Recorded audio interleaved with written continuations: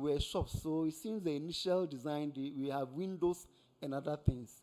And then the doors too were changed. And I think that led to that problem. But the auditor's recommendation has been fully complied with.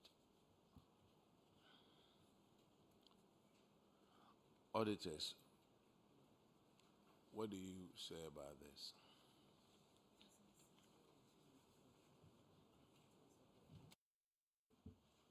Yes, Honorable Chair, the matter has been resolved. The balance that they owed the contractor, they deducted this unexecuted portions of the contract, the value of it from the balance that was left. So the issue has been resolved now.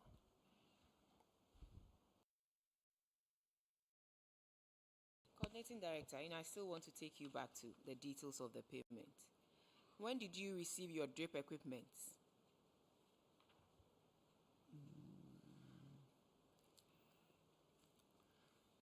Honorable Chair, I don't remember the exact date, but we started implementing with the drips in October. I think the machines came in September. Okay. So as part of the details of the payments, I see hiring of equipment for reshaping of Tanosu feeder roads. If you had your drip equipment, why would you go and hire equipment again to reshape? And cost of grading and graveling. So that's around 37,000 Ghana cedis. Is it just the person using the equipment who is charging the 37,000 Ghana cedis? Because if it's for fuel, it is stated categorically that this is for fuel, but this is not for fuel. I see cost of grading and graveling, and that is 37,000 Ghana cedis. I see hiring of equipment, and that's why I asked you when you received your drip equipment.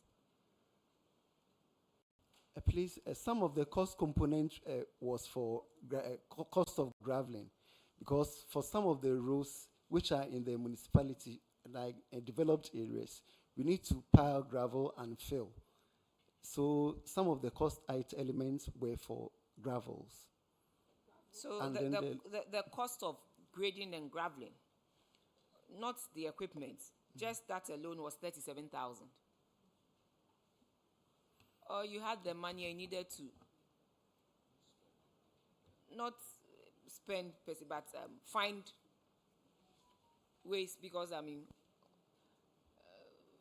don't know, but you have to add things up to get to the exact amount, because I don't really understand. When you had drip equipment, you are still hiring equipment to reshape your feeder roads, and reshaping of roads 35,000. Cost of grading and graveling, 37,000. Hiring of equipment, 56,000. When you had the drip equipment. Are we on the same page? Yes, Honorable Chair.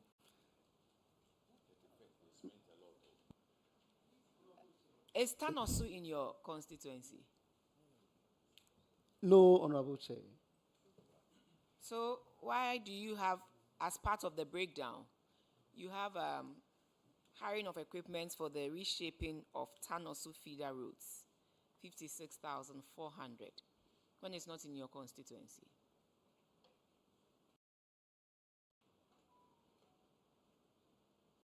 Honorable Chair, that might be maybe.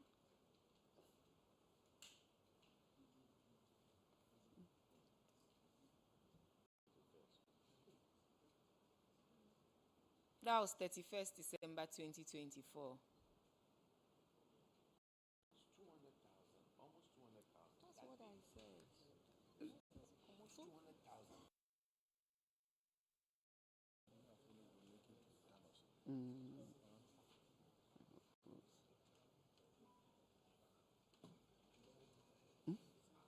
That 31st, what day was that 31st? Can somebody help me with 31st? For a bank to open that day and for you to withdraw 200,000. No. 31st December. It was 200,000. 2024. Yes, but coordinating director, I'm waiting. It was a Tuesday. Because if Tanosu is not in your constituency, why would you hire and reshape and then cost it to the constituency. I also mentioned that I asked of when you received your drip equipment. You received your drip equipment, you said in somewhere in September, you started working with it in October. Why would you go and hire equipment again to do? Please, Honorable Chair, some of these works were works that were done by the former MP, but were not paid before even the drip equipment came. So I remember we received some money in the name of the MP around that time. And I think this is not that you think. You knew you were coming to answer to these things. So I want you to be emphatic. If you say you think, meaning you are not sure. Please, so Honorable please help Chair, me. I'm sure, Honorable Chair, because it just occurred to me that happened, and that's why we made these payments around, some of these payments around the 31st. Tanoso. Tanaso is not in your constituency, I'm told. Honorable Chair, we share boundaries with Tanoso. So apparently the road, the capturing of the project title or the works that we did might be more than just Tanoso. Perhaps aspects of it were This is not left perhaps. out. You are the coordinating director. Who was the district finance officer at that time? Please, it's Honorable Adam Idrisu. Is he here with us? No, Honorable Chair. So, coordinating director, I mean, these descriptions that you gave to, you've given to the payment details, one, they are inaccurate, and two, I'm wondering why on just one day, you withdraw 200,000 Ghana cedis from an assembly that, cannot even pay. You claim, you just said here that sometimes you find it difficult for your checks to even clear, so people don't want to take money from you, checks from you. And then on one particular day, you go to the bank and withdraw more than 200,000 Ghana cedis. You are giving descriptions to the details of your payments and reshaping of roads. Which roads? So that if we want to authenticate these things, how do we do that? Just write reshaping of roads, 35,000. That is why I'm saying that you had spent the money and you needed items to support what the monies you had spent. Because clearly, if you said some of the things were done prior to 31st December 2024, in your description, you would have stated that maybe hiring of equipment for reshaping of Tanosu feeder roads on a particular day. PFO, is that not proper accountability? Coordinating director, I have my doubts about this. And moreover, why would you, in describing some works that you have done, why would you rather prefer to use a road that is not in your constituency or a town that is not in your constituency as opposed to a town that is in your constituency to reflect that the monies you are using it for activities in the constituency? Honorable Chair, that's why I said for road description, we normally use two towns, maybe a road running from this to other. But we have town also here and not two towns. Perhaps when it is was not being perhaps. picked, Who gave these descriptions to the auditor, the auditors? auditors picked them from the PV. So who did the PV? Who prepared the PV? My finance department. Thank you. So it is what they saw that they captured on the PV. Unless you are telling me they see things differently and they capture things. Madam Engineer, do you want to say something? I see you communicating with the coordinating director. Please. Please speak into the mic. So I was asking whether it was on the certificates. So, coordinating director, if that is on the certificates,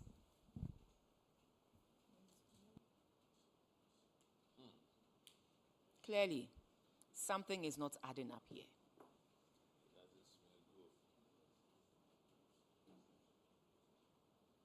You had drip equipment, yet you were hiring equipment for the same work that the drip equipment is supposed to do.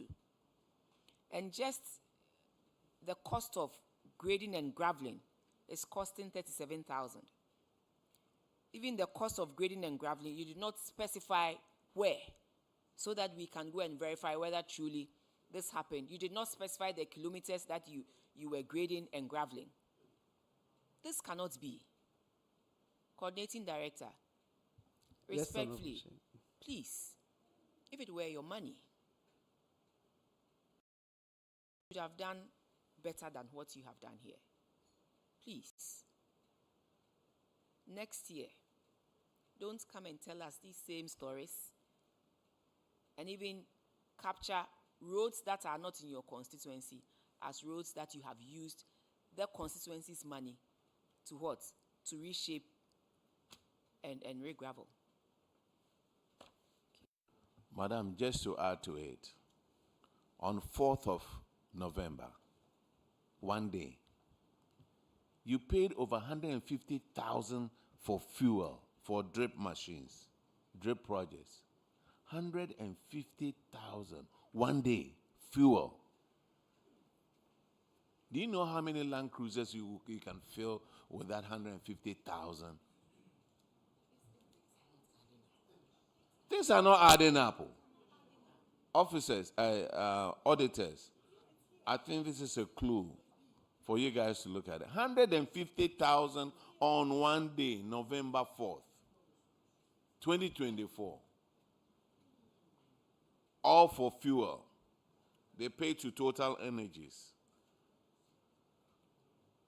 And December 31st, which was a half day,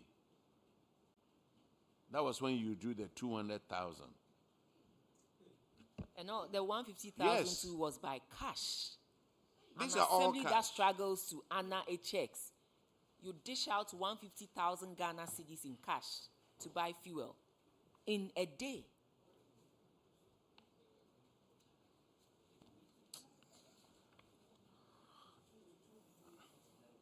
Achema wabieja on wanyinya menko. You are discharged. Thank you, Honorable Chair. Now let's get back to the colleges. Wesley College, are you here? Did you take the oath?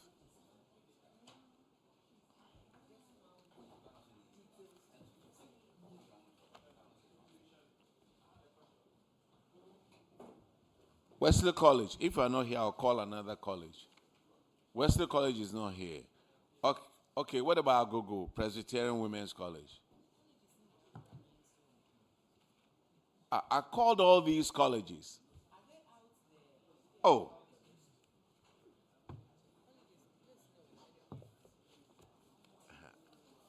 Wait.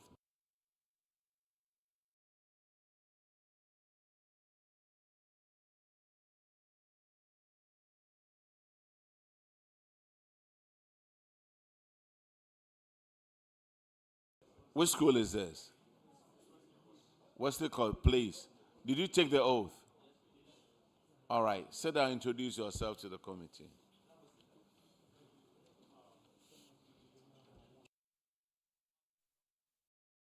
I'm Dr. Kennedy Amialba, College Principal. Thank you. All right. Honorable Chair, I'm Lupo Kwame Nkrumah, the Director of Finance. Honorable Chair, I'm Ishak Nuhum Sauku, the College Internal Auditor.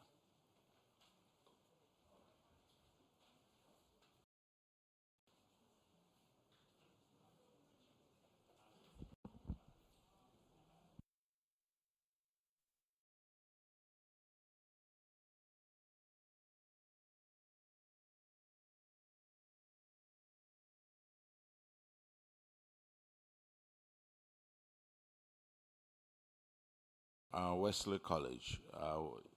We will start from paragraph 581. And Honorable Abner Siasar will handle that on your financial performance.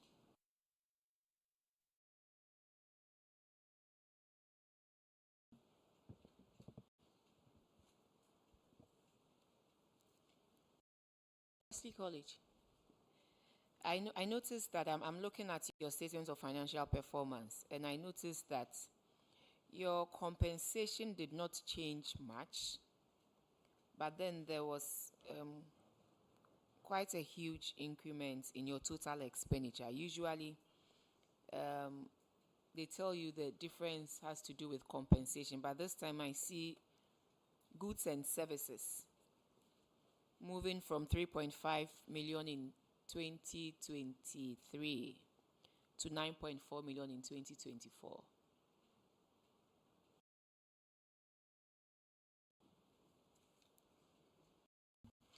Thank you, Honorable Chair.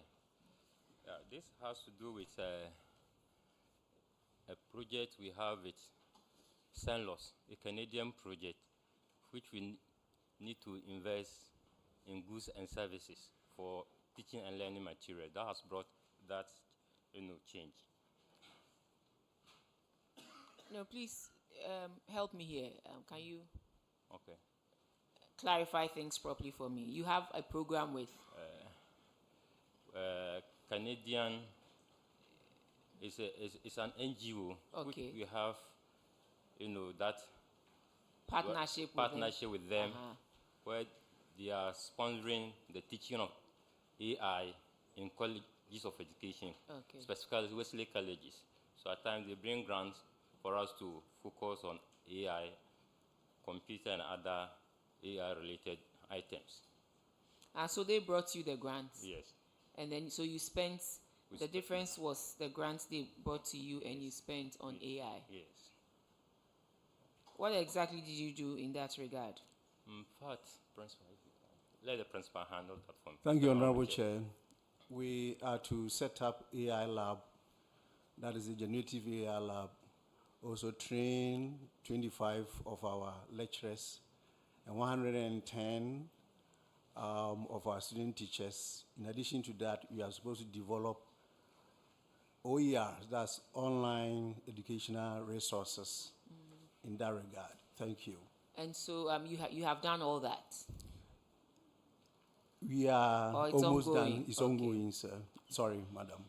Okay, so what do you mean by specialized expenses?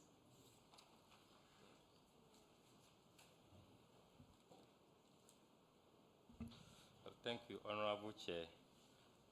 Thank you, Honorable Chair. The College of Education setting, we have SIC. What? SIC? SIC. We have hall dues. In our case, we hold the monies of SIC in trust for them. So when they pay, we pay them their expense, hall dues expense, are captured as specialized expenses. Oh, okay. Thank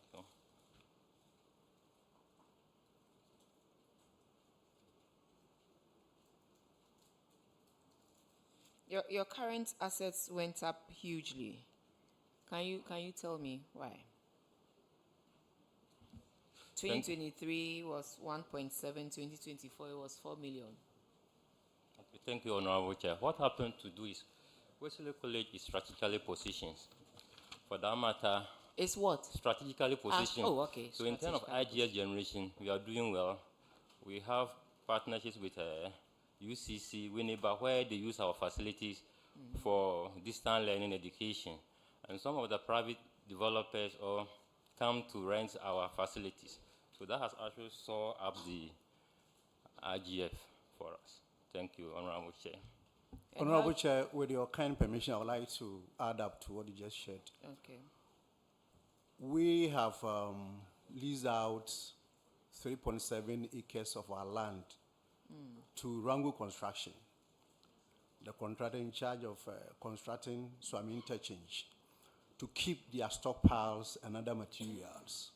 And as part of the MOU, they are supposed to also supply our building materials to construct our 2,000 capacity auditorium.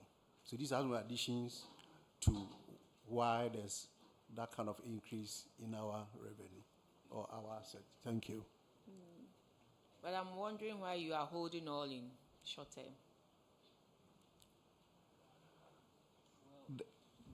Honorable Chair, it comes in the form of cash. Okay. Yes, so when it comes in the form of cash, don't you save some in long term? We do. Currently, we do. Some, we use them for renovations. So, because it's in, you have to spend at all costs. Not at all costs. Won't you save some for a rainy day beyond the normal 12 months so that that will also act as some form of investment for the college? Honorable Chair, let me clarify this. Yes, please. For the Rango construction, there was no financial compensation. They're supposed to supply with building materials as and when we request for them. So that one never came in the form of cash. No, I'm looking at your financial position in terms of your current assets. That is from 1.7 million in 2023 to 4 million in 2024. And I'm asking, would you hold all in short term? Honorable Chair, let me also establish that currently the colleges, we feed our students on credits. Okay. So sometimes you have to engage the suppliers, settle them halfway so that you can get food on the table for our students. So these are some of the dynamics in play in colleges. Thank you. Yeah, I understand. I'm only saying that 1.7 you survived. So maybe the form you should think of going beyond the usual 12 months. Thank so you. that even if you are still feeding your students, the investments can bring you some monies that you can also use whilst you keep the principal. Thank you. Well noted. Your current ratio is, in 2023 was 3.7 to 1, and it is deteriorating. It's now 3.1. So maybe you need to check all other things. I see your liabilities moved from 461 to 1.2 million. And so you need to check some of these things. Well noted, Honorable Chair. Thank you. Okay. And beyond that, I'm okay with. Okay, now let's go to the next infraction, which is an abandoned project. Honorable Simon will take care of that. Thank you, Chair. Principal, what is the status of the three-story semi-detached bungalow? Thank you. We had support from Ghana Gas Company Limited. So the support and the contract amount, there were some differences. So the contractor along the line got stuck. And so we wrote Ghana Gas to support us to finish the projects. The letter was written to Ghana Gas. That was after cease of engagement on 13th October 2025. And on 20th November 2025, a team of Ghana Gas came to inspect the projects. The assurance is that they would release additional funds for us to complete the projects. So we are still in talks with them. Thank you. And so the project is still, the building is still leaking? Yes, please. But we manage with the leakages. The local artisans have managed to work on the leakages. Thank you. Since 2022. I mean, it was supposed to be completed by 2023. This is 2026. When was the last time you got in touch with Ghana Gas? Like earlier indicated, we did a lot of discussions with them in 2024. And 2025, we officially wrote to them, and they responded. We wrote to them in 13th October 2025, and they came on 20th November 2025 to inspect it. And the assurance is that they will give additional funds to complete the project. Thank you. I think you need to do more find time, go to Accra, and follow up. This project is almost complete, 85%. I mean, you have a responsibility to ensure that you cut off waste, and this is waste, isn't it? So as much as possible, I'm sure you need that building to put to use. Follow it up and ensure that it doesn't waste away. Thank you. Well noted. Thank you. All right, Wesley College, you are discharged. Thank you, Honorable Chair. St. Joseph College of Education, are you here?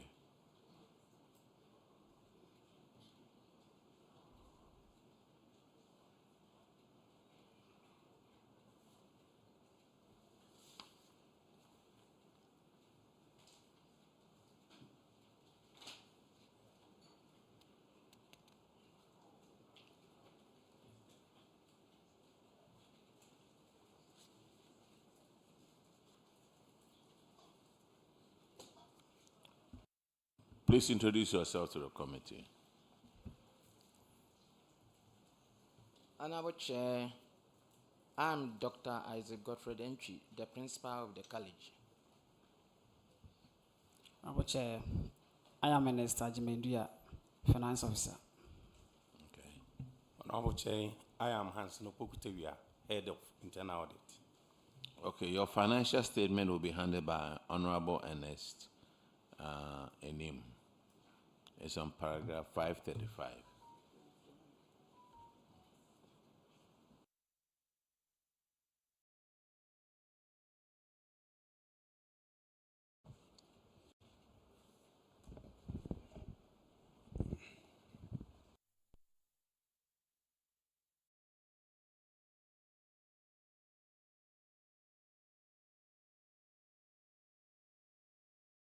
Education.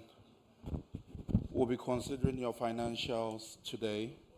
We'll first be looking at your financial performance, then we'll go into the financial position as well. So for 2023 and 2024, overall, you were able to post a good surplus comparing your performance to 2023. But what I just want to find out is what actually accounted for the 48% in your non-tax revenue. Was it as a result of increase in enrollment, or what accounted for that? Honorable Chair, because we are using the accrual concept, what we do is that from the beginning of the semester or the academic year, the students are billed, and that amount of money is being recorded as the revenue for that period. So it was as a result of that year we had an increment in fees that we charge comparing to the previous year. So that is the reason why this increase came about.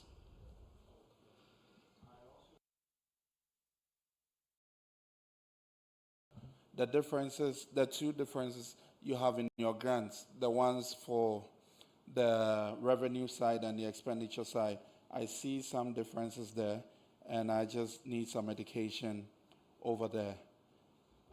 For your revenue, it dropped. Then on the expenditure side, it went up. So I just need some education there. I think it is the other way around. The revenue increased. Okay, yes, I've seen it. Yeah. With this one, for the 2024, we usually take the feeding fees that the students are supposed to pay. Mm-hmm. It is tied to their allowance. So around this time, we didn't receive it. So we couldn't capture that one. Then what about the expenditure side? The expenditure side, I think within that was 2024, the book and research allowance that we got was also increased, looking at the dollar rate that was used. Okay, we are talking about dollar now. Okay, so the 16.2% drop was as a result of the dollar.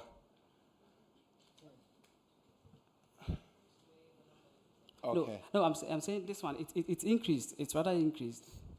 So I was saying that previously, the amount that we are supposed to Which take. one are you referring to the increase?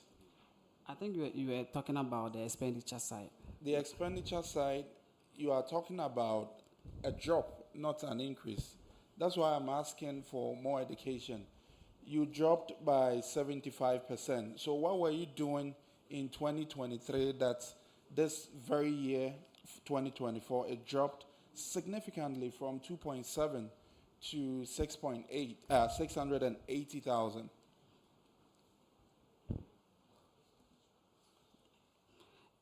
That was why I was also saying that when the feeding fee is received, we also, in terms of its expenditure, we classify that one as part of the grant. Okay, that's good to know. Like I already said, you did well for 2024 by posting an increase in your surplus by over 206%. So we'll go into your financial position. And with your financial position too, I see here you performed fairly well. Your ratios went up by 9.1, which is good. But then I would just encourage that your cash management, you look at it again and not keep so much cash and try to do some more as we go into subsequent years. I know 2025, you are going to post surplus and not deficit. Definitely. Okay. Thank you. Madam Chair, I think I would end it here.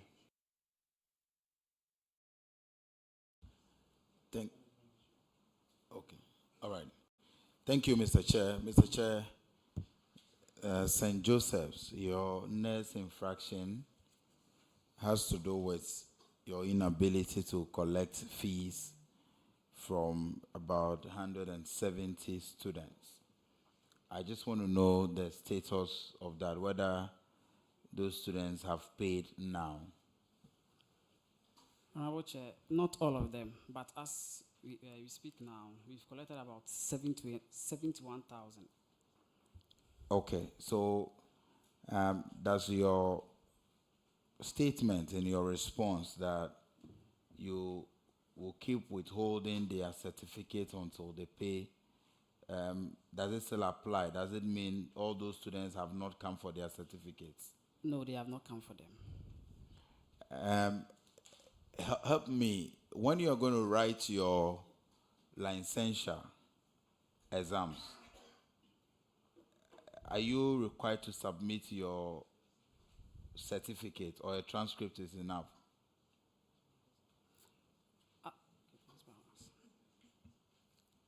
Yes. Honorable Chair, you have to upload your certificate. Okay. Because I think that you must have some mechanism to ensure the students pay. So some schools, if you don't pay, they will not allow you to write the very final exams. So if it is the case that they are not required to present their certificate before writing the licensure, then there will be no motivation for them to come and pay. And the school needs funds to operate. So find a way of introducing another layer, maybe before their very final semester, so that they will be able to pay the fees before leaving the college. Thank you. Your next infraction is on paragraph 548, and Honorable Kinney will handle that one. Thank you, Mr. Chair. St. Joseph, this infraction has to do with payment of an earned salary. Audit report disclosed that Mr. Kofi Owusu-Sechere, an officer in the science department, was paid an earned salary of 6,783 for the month of March 2024. Records from his department indicate that he vacated post on the 24th of February 2024 to March 2026 based on a leave of absence he requested for. This situation could result to loss of 6,783 to the state if not recovered. The auditors recommended that the amount be retrieved and paid into the Auditor General's recovery account. What is the status of that? Honorable Chair, we have been able to retrieve the said amount. Auditors, can you confirm from your end? Honorable Chair, the recommendation has been fully complied with. What accounted for such an infraction? In fact, he left when school were on vacation. So when we are supposed to report, he did not report. And then we asked the HOD his whereabouts. The HOD told us that he has traveled and he will come. Upon that basis that we validated him. But when we realized that he was not coming, then we stopped validating him. By that time, he has already taken 1 month's salary. Do you have any measure in place to ensure that such a thing doesn't happen again? Yes, we always rely on the HODs. As soon as school reopens, then we ask them to do a head count of those who have reported. Mr. Chair, I'm done, please. Thank you. Thank you very much. The next infraction is on paragraph 553, and Honorable Alec Plim will handle that one. Thank you, Mr. Chair. Your infraction is equipment procured and not being used. Totaling amount 485,000. Can you tell us why you use taxpayers' money to buy equipment and it's just lying there, not being used? Honorable Chair, we had an arrangement with the supplier.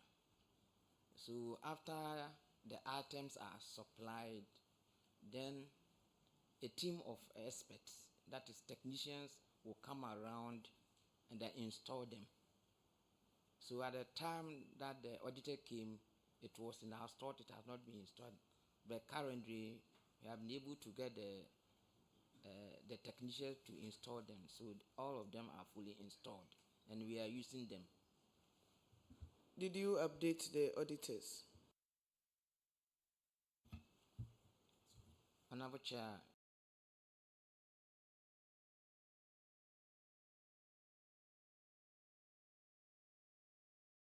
we've done that. Auditors, can you please confirm what he's saying? Honorable Chair, we have been updated about the current situation. The smart board has been installed. Honorable Chair. Thank you. Now, you have abandoned projects. Construction of an 8-unit staff bungalow, construction of a 2-story dormitory block, construction of administration blocks.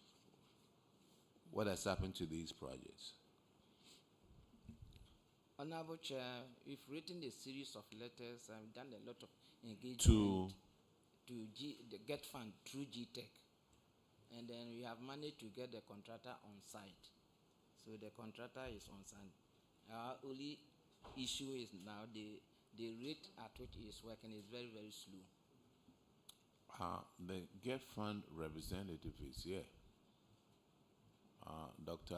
Achu. Oh, yes. You may want to come forward, please.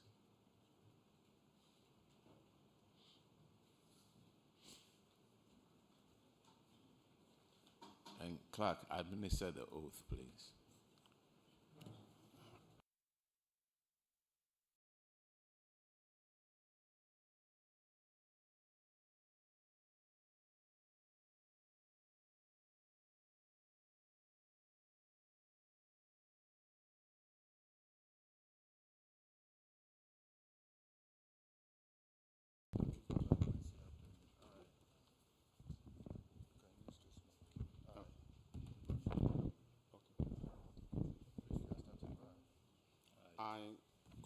Achu Dafemepo. Do in the name of Almighty God swear. Do in the name of Almighty God swear. Do in the name of Almighty God swear.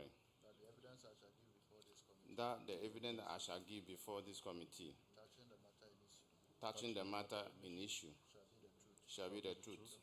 The whole truth. Nothing but the truth. So help me God. Thank you. Please introduce yourself to the committee. Thank you, Honorable Chair. Oh, please sit down. Just bend the microphone to yourself. Okay. My name is Cornelius Achu Dafemepo, Acting Head, Project Monitoring and Evaluation of GET Fund. Honorable Chair, I'm Victor Tihe, Deputy Director in charge of Project Monitoring and Evaluation. Thank you. Okay, you heard this is St. Joseph, and these three projects, they said they've written several letters. What is your comment on this? Thank you, Honorable Chair. Yes, it's true, they've written letters. So last year, we wrote to the consultants on this project and asked them to submit to us cost to complete. So when we finished with the data, we presented it to management through to the board. We had a total of ongoing projects. Sir, please, what's your position at Acting Director. Acting Director. Yeah, Project Monitoring and Evaluation of the GET Fund. You finished. Thank you. So we did our presentation to the board. The total sum to be able to finish all the ongoing projects as a data that we received by 2024 is 65. That's 3,565. We managed to receive data from consultants and from all the stakeholders that are working on the project, close to over 2,700 on them. That will give us a budget of almost about 9.9 billion. But the board is of the view they can't. So they have approved about 4.35 billion. And so far, by the end of January, we've submitted approval to GTEC projects about 118. That's about 1.8 billion for them to be completed across the country. And also, we have also submitted approval to MOE to the tune of 638 million for project over 283 to be completed. What is outstanding that we are reviewing? Project at the various within the various regional coordinating councils, that is basic and secondary school, is about 945. That will give us a cost of about 1.78 billion. That is outstanding that we are working on so that we can get them improved. So those are the College of Education level. We have submitted approval to GTEC for them to be completed. For those ones that we can be able to complete within our scope for now. Thank you. Okay, so your school, the recommendation was for management to liaise with GET Fund Secretariat to complete the projects for the intended purposes and to avoid further cost overruns. So,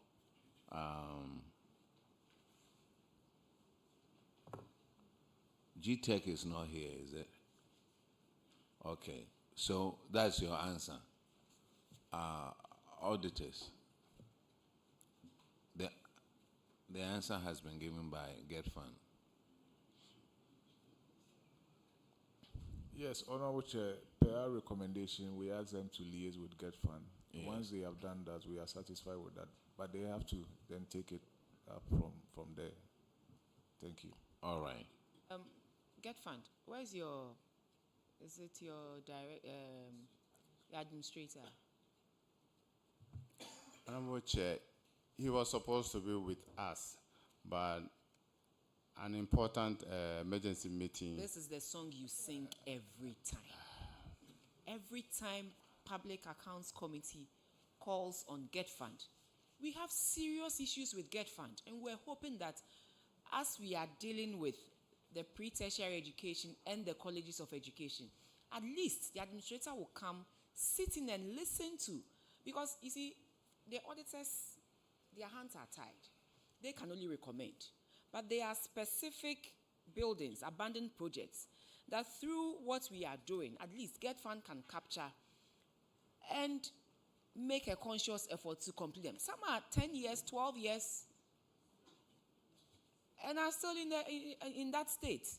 We are asking the administrator to come. Let's sit and hear some of these things for yourself. And then they will prioritize these abandoned projects. Several reports of Get Fund have appeared before us, and the administrator never seems to find time to come. Respectfully, the administrator is here to work, and this is also part of the work. What is the mandate of Get Fund? These are some of the most important things they should attend to. And so they should be here. Respectfully, this is the last time we would take Get Fund without the administrator. Ever since the 9th Parliament Public Accounts Committee started sitting, the administrator has never appeared before us. It is not a good sign. Honorable Chair, well noted. We will communicate copiously to the administrator. Thank you so much. Thank you. St. Joseph, you are discharged. Now let's call. Thank you, Honorable Chair. Yeah, thank you. Agogo Presbyterian Women's College.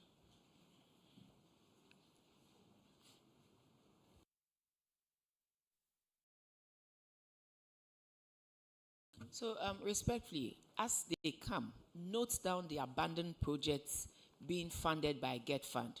We want some of these things out of the Auditor General's reports. Noted. And so, as you prioritize the completion of these projects, I want you to note these projects down and prioritize them so that at least we can bring an end to some of these infractions cited in the Auditor General's reports. Thank you. Thank you. Noted. Agogo, did you take the oath? You did, all of you, or some of you? You, Mate, introduce yourself to the committee.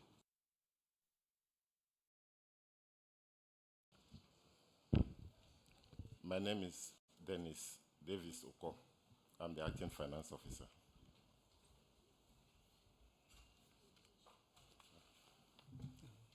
My name is Dr. Felix Awaite, College Internal Auditor.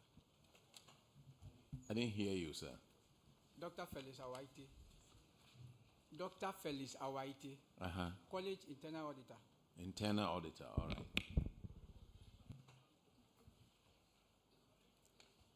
I'm Professor Lydia Aframia Denchi, the principal.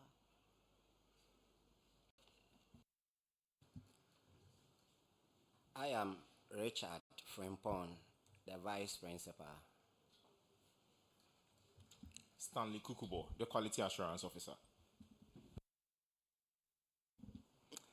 Please, I'm Reverend Erica Frentry, college chaplain.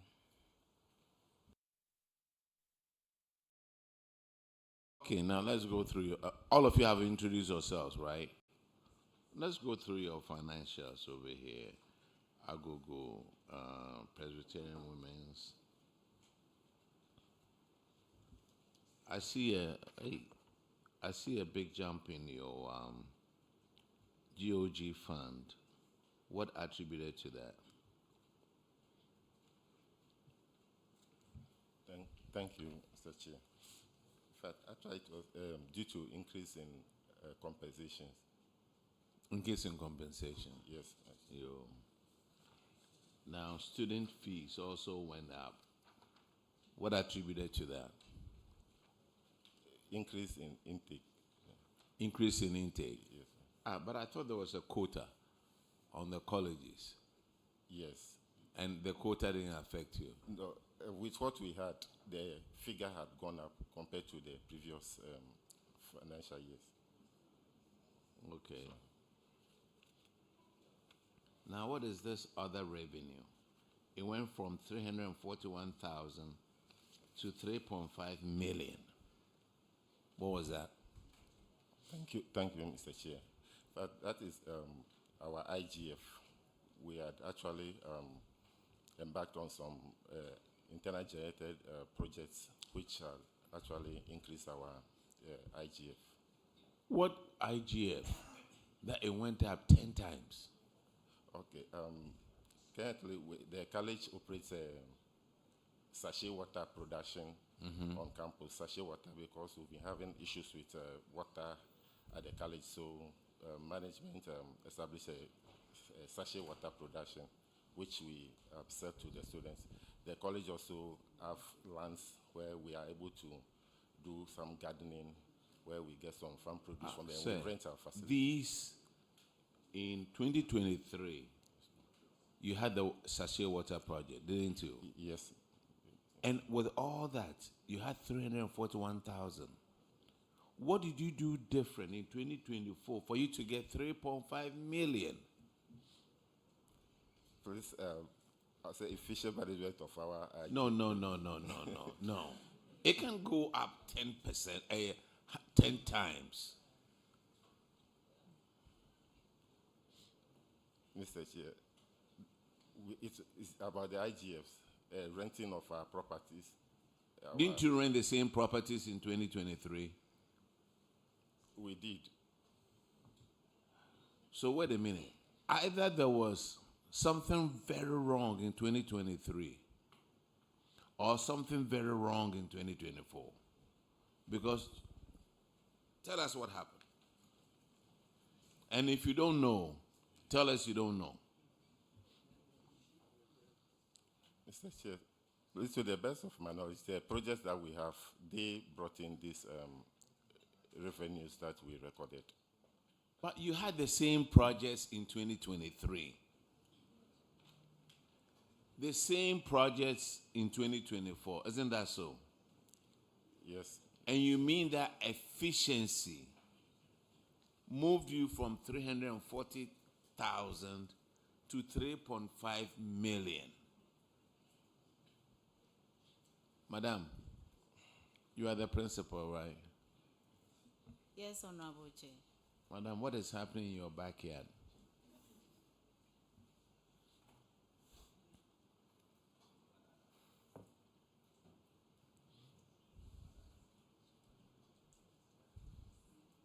Or who knows? Who knows? Those of you sitting out there, who knows what happened? Did you buy another sachet water machine? No, please, Chair.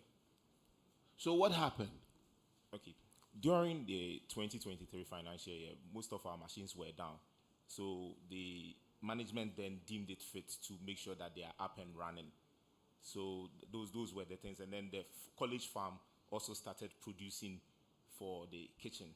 So that is that. So it wasn't the efficiency of that is also part. The management of the facility was also changed.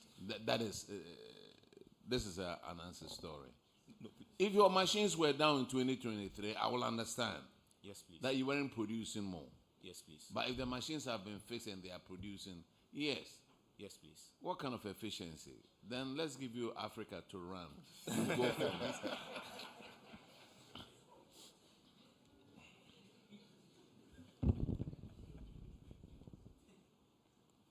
Now, goods and services. What accounted for this sharp increase in goods and services?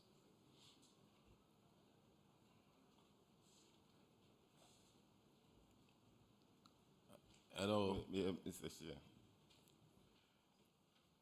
Purchase of goods accounted for that. Our stock I know you purchase goods and services, And but then you spent 1.9 million more in 2024 than you did in 2023.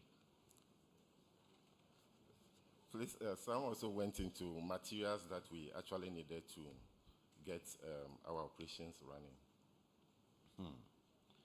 Yo. Now let's go to your financial position. 2023, it was 0.7 to 1. And 2024, with all your efficiency, it's still 0.7 to 1. Hello? Agogo. Mr. Chair. That means that in the short run, you may not be able to pay for your obligations. Yes. But since you've done a magic over there on your other revenue, do the same magic for your financial position. Okay, now let me go to the next one. Next one, Agogo, is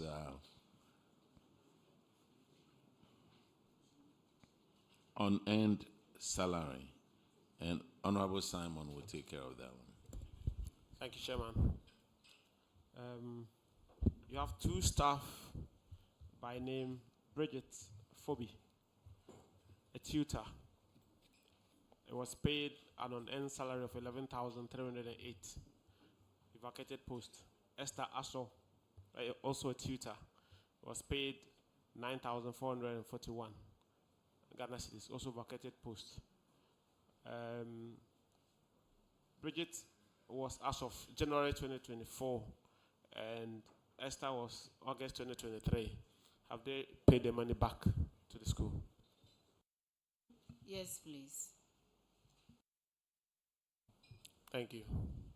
But make sure it doesn't happen again. Don't validate people if they vacate post. Yes, please. Honorable, you may want to verify from the auditors. Auditors, can you confirm? Honorable Chair, the full amount was recovered on 10th April 2026. That's all from me, Chairman. All right, thank you. Agogo, you are discharged. Thank you. Mr. Chair. Now let me call Brekum College of Education.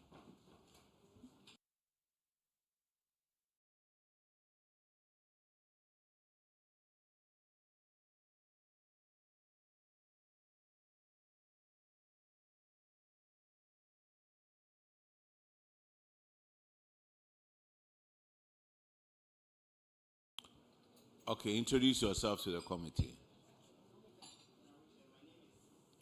Use a microphone.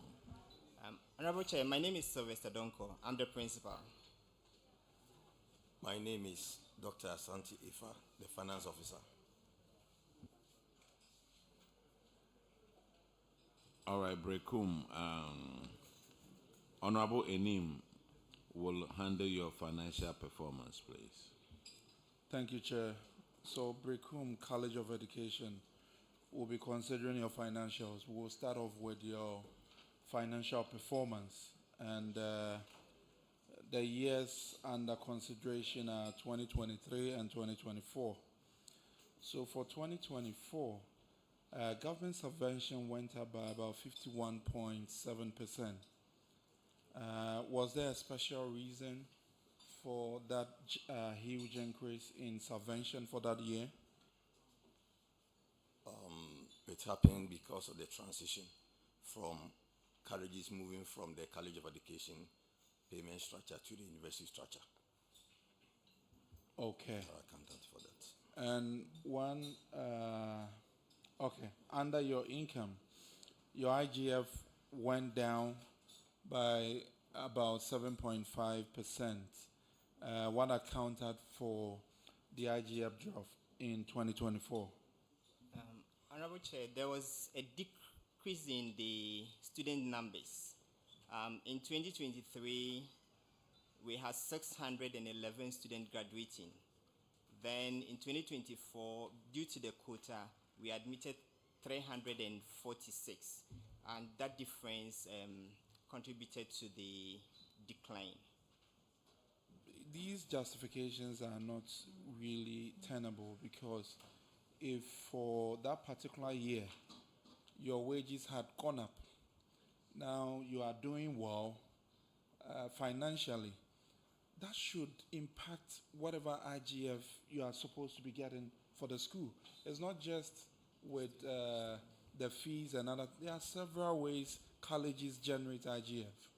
So please, these excuses are not really tenable. So you need to be able to do well and do more to change things. Okay.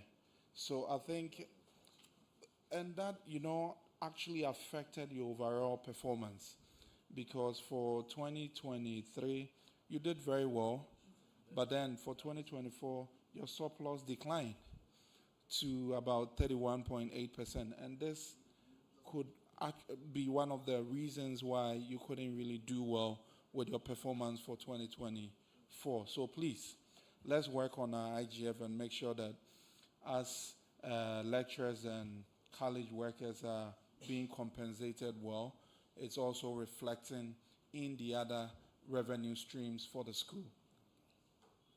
So we go to our financial position, and on our financial position, current assets jumped significantly by 145%. What accounted for this?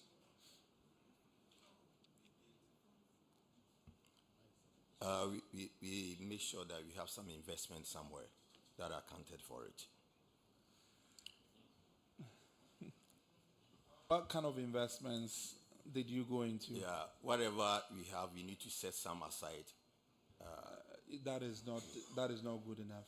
You said you did some good investments. Yeah. Okay, there are other colleges here that want to probably learn from you. Yeah. So tell us the kind of investments you went We into. did fixed deposit investment. with That our is what I'm bankers. expecting you to say, and not say you set aside some.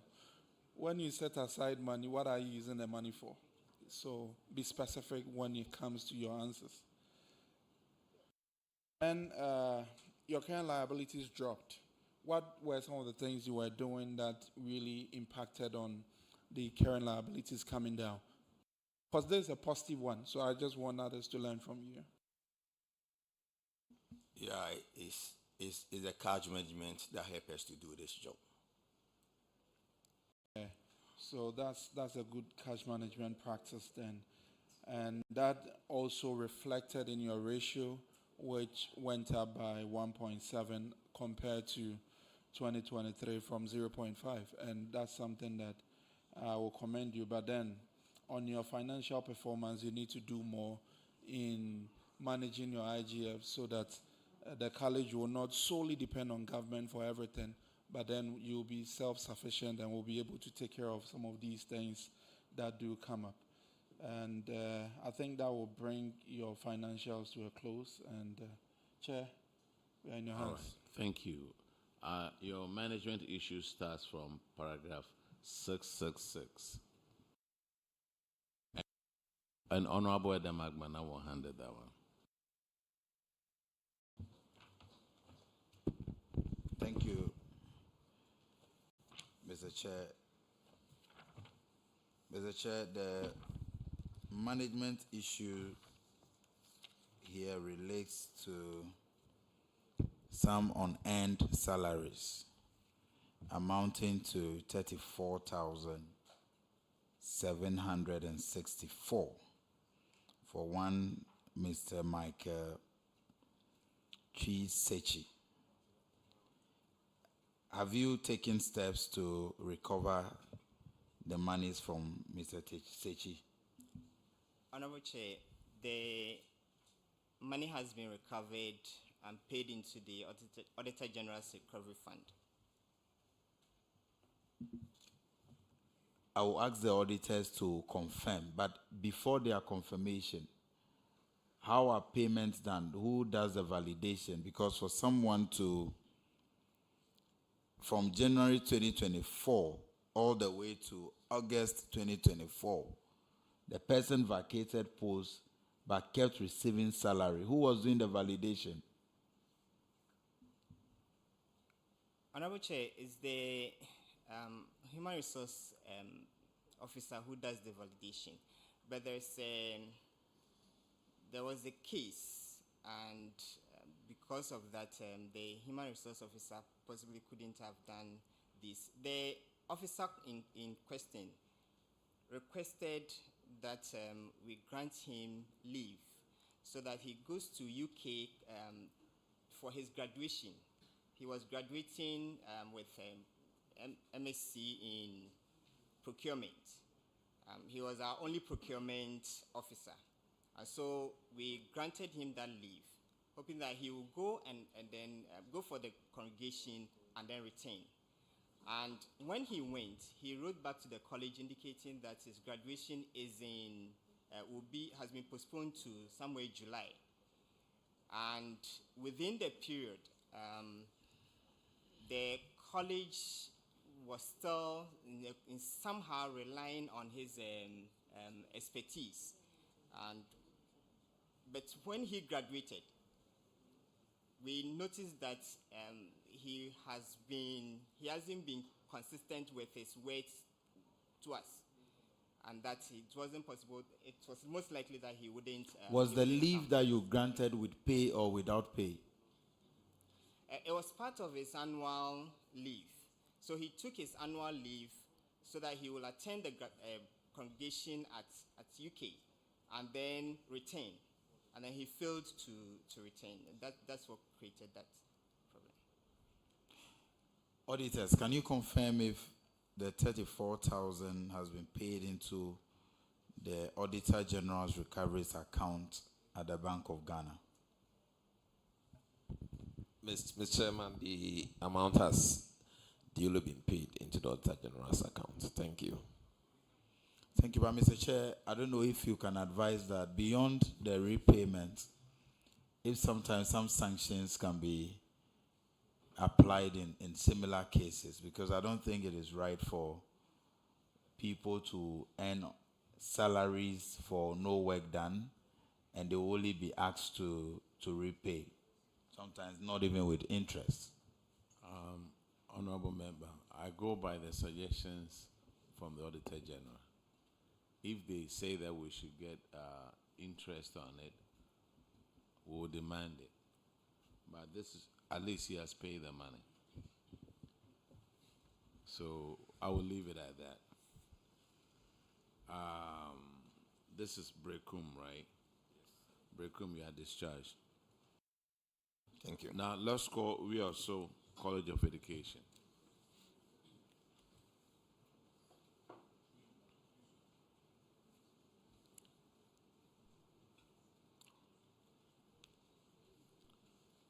Please introduce, did you take the oath? You did not. Clerk, administer the oath, please. Where were you when I called you to come and take the oath? Oh, wait a minute, sir. You are going to take the oath. How could you be on your way coming when...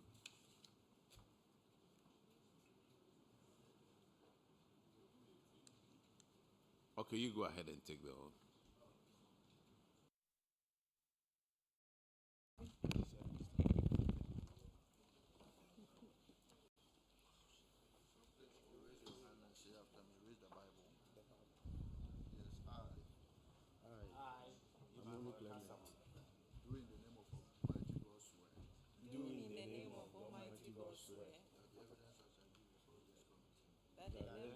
Shall be before this committee, touching the matter in issue, shall be the truth, the whole truth, and nothing but the truth.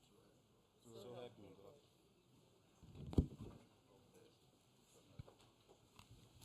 Introduce yourself to the committee, please. Honorable Chair, I'm Emmanuel Kasaman, Principal. I'm Teresa Strombo, Budget Officer, representing the Finance Officer. I'm Onu Clement, Acting Internal Auditor. Okay. Madam Abeno Siasa will handle your financial performance, please. Paragraph 1052.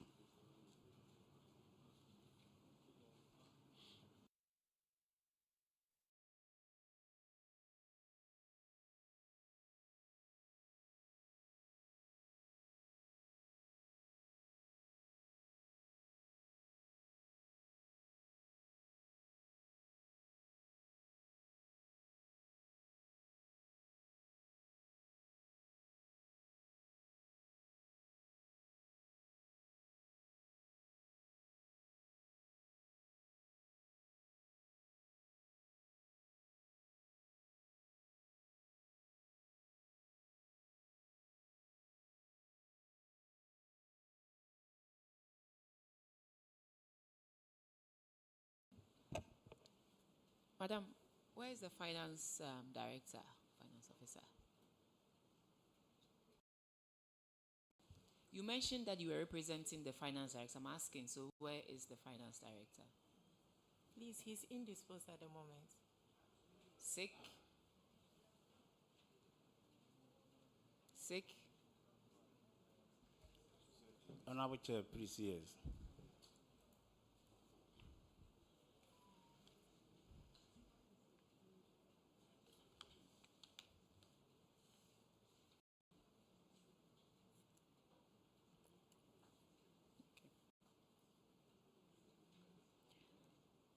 How do you generate your IGF? Honorable Chair, thank you very much. IGF comes solely from fees, student fees. And we do also, once a year, charge something small for the use of college facilities to cover electricity and sanitation. You don't have farms and pure water factories? Honorable Chair, please, no. And you are not thinking of getting farms and pure water factories to help you? Honorable Chair, we have established fashion center.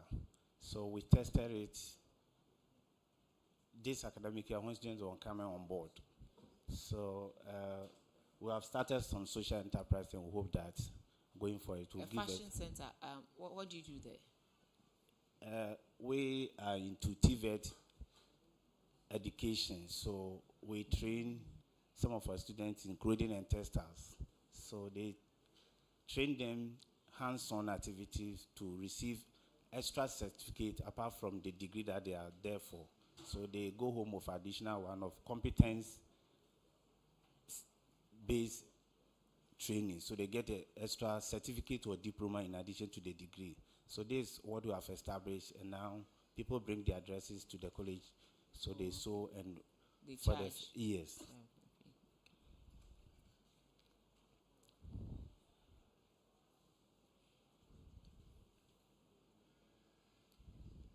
Your financials, at least from the reports, looks okay. But your position, your current ratio is still bad. That is why I was hoping to question the finance director. You are telling me the finance director is sick. So what are you doing to bring your current ratio to at least 1:1? We have submitted the fee payment policy to council, and council has approved it. And now we are having some of the students whose certificates were there. They rushed in for it when the GS portal was open. So we are making changes in this condition. Say, do you know what the current ratio indicates?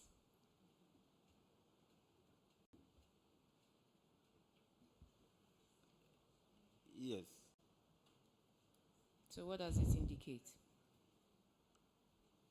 It indicates receivables and payables. It tells us whether you can pay your liabilities, your short-term liabilities, based on the income you have. That you have.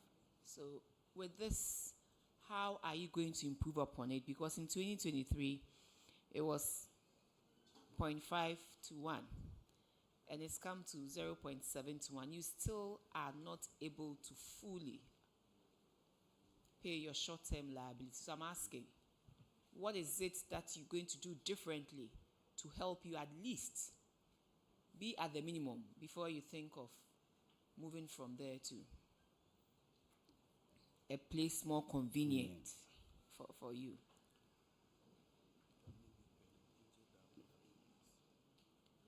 Or maybe you have to go and bring your finance director to help you. Honorable, that's what I'm saying, that we submitted the policy of fee payment to make sure that we get in more inflows so that we can meet these current liabilities on time. And another issue that has... You have submitted what?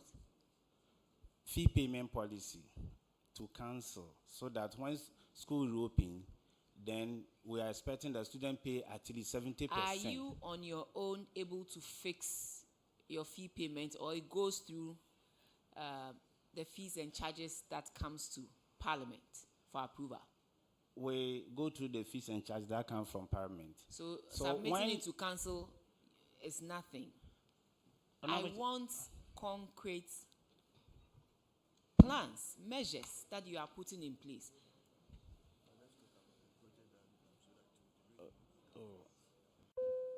Come on, but Honorable, what I'm saying is that when school reopens, students actually fail to pay their fees on time.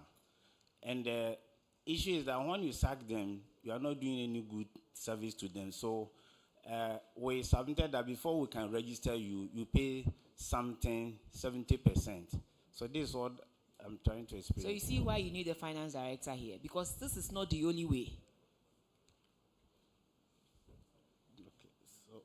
That is why you need your finance director. Madam Budget Analyst, you have to help. Since you said you were representing, in your introduction, you said you were representing the finance director. So how are you going to help improve upon your current ratio to get to the minimum of 1:1?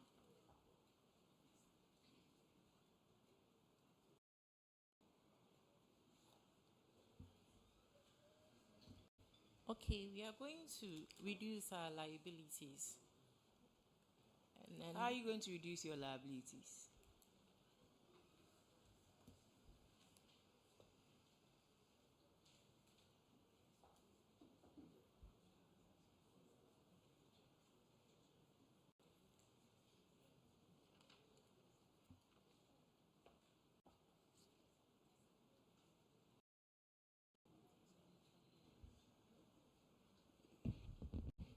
Please, madam, before we can meet our short-term obligations, we need to increase our inflows.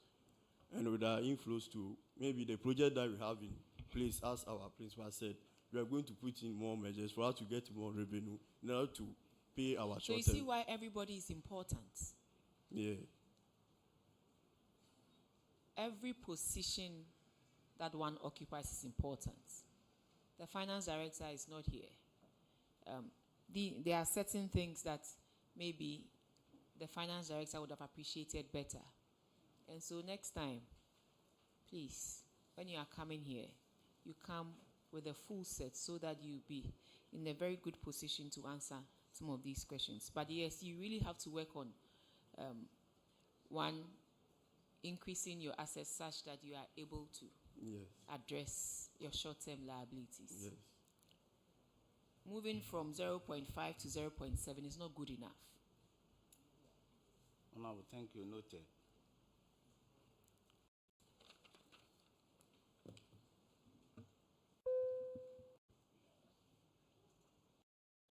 Thank you very much. Your infraction is on paragraph, I'm sorry? 1060. And Honorable Shirley Che will handle that one. Thank you, Honorable Chair. Also, we noted that you have 1,016 students that owed the college a total of 587,397 587,397.13 Ghana cedis. And out of this, a total of 510 students who have completed their studies owe 488,085.85 Ghana cedis. The recommendation was for you to recover the overdue fees and present evidence for verification. Have you been able to recover this amount? please, we'll be able to recover 207,000 cedis, 90 pesos. That's less than half. Oh? Yes, please. That's less than half. Okay, so out of this amount, how much of it is from the students that have completed their studies? 227,870.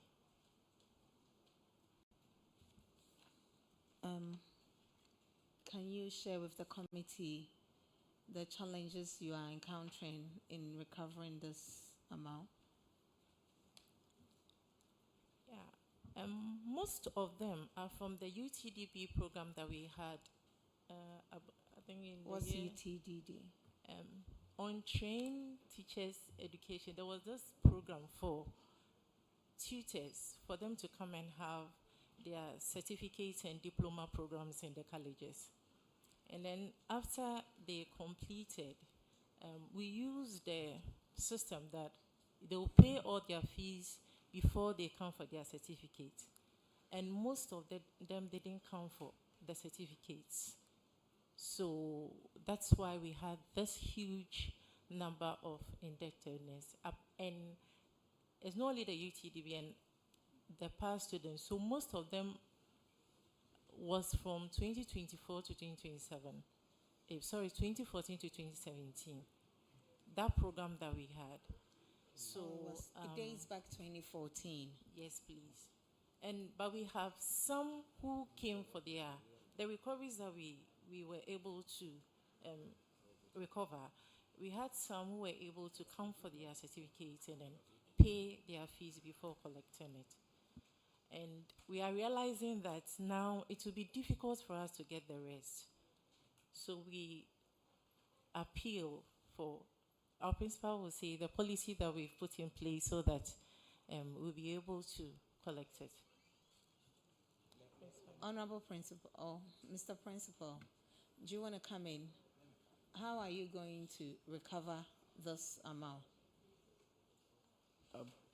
Thank you very much, Honorable. The untrained teachers education in diploma happened when GS brought this on board. And most often what happened at that time was that they finished the program. When they come for graduation, once their names are in the graduation brochure, they just took this and get upgrade. So most of them did not come for their certificate. However, once a while somebody will pop up, he needs the certificate for something, then we'll let the person pay the fees that is there. That means you haven't really made any efforts. You are sitting and waiting for them to come for the certificate in order to take the fees of them.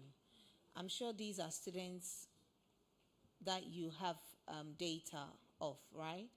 You have their data, contact details and stuff. Sure. The auditors need you to recover the amount. So I feel that you need to take extra steps. You need to put in some more effort in recovering instead of sitting and waiting for them to come for their certificates. So can you tell this committee what steps you intend to take from today in recovering the monies? Thank you very much, Honorable. Honorable Chair, that's why I said we submitted the fee paying policy. So in that policy, the management decided that we are writing to GS to locate these people so that we can get our money back. Okay, so auditors, the amount that they said they've paid, they've been able to recover. Have they presented evidence to you for verification?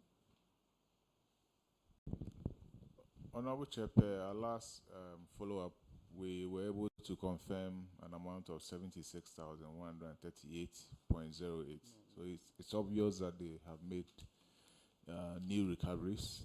And so if they have the evidences, we would like to look at them.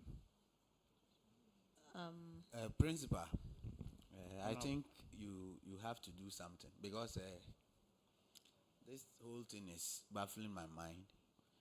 We know periodically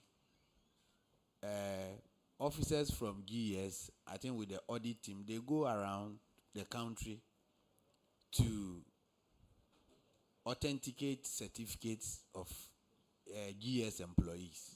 I remember when I was with GES, every year they come around to do this kind of audit.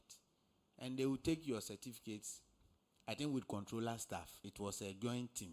They will take your certificate, scan the certificate to see how authentic the certificate is. Every certificate that you have from your SS, training college, university, if you are a graduate, they will take it, master's level, every certificate. So these teachers, they were untrained teachers who were with GES. And then they came to upgrade themselves, and now they have qualified, they are teaching as graduate teachers or diplomates, isn't it? So how do they authenticate themselves when it comes to this verification? Because I know year in, year out, they do head counts. So you have a lot of avenues to track these people. So like you said, you have written to GES, or you are now writing to them? No, we've written to the district director with a list, so that those who are still owing us and they have their certificate with us should help us to locate them and take our money. Okay. Okay, so earlier you said you've been able to recover 270,000, right? 207. 207. 7,000, yeah. Okay, out of which 200 and what was for past students? 227. How can you recover 207 and 227 is for past students? No, please, not the recovery. I'm You were talking asking- about recoveries. You are here for recoveries Okay, and nothing sorry. else. For the Honorable. So out of the 132. 580, Okay. 580, 87. yes. Yeah. How much have you been able to recover in In- total amount of recovery?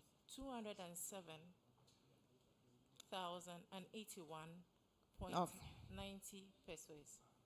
Okay, and out of this, the students that have completed their studies, how much? We've been Rec- recovered. 132,000. Okay, this and makes sense 64. now. But the auditors only have evidence for 76,000. Is there a reason why the auditors do not have evidence of your subsequent recoveries? The last time the auditors came for verification, that was in February. The figure we gave to them was 190,303.23 Ghana pesos. So that was the amount we gave to them. Okay, in order not for us to drag this, can you please, before you leave, do you have evidence of these recoveries with Yes, you? please. Yes, Can you please. tender it in with the auditors for them to verify before you leave? Yes, And then secondly, I think that sitting down and waiting for people to come for their certificates before you recover the monies is not good enough. You have been instructed to recover the monies. You need to come up with innovative ways of recovering. Like my colleague said, use GES if you have to. These are teachers that are still in the system and are being paid. So there are ways of tracking them and taking the monies. Take those steps and recover the monies and report to the auditors. Thank you. Thank you very much, madam.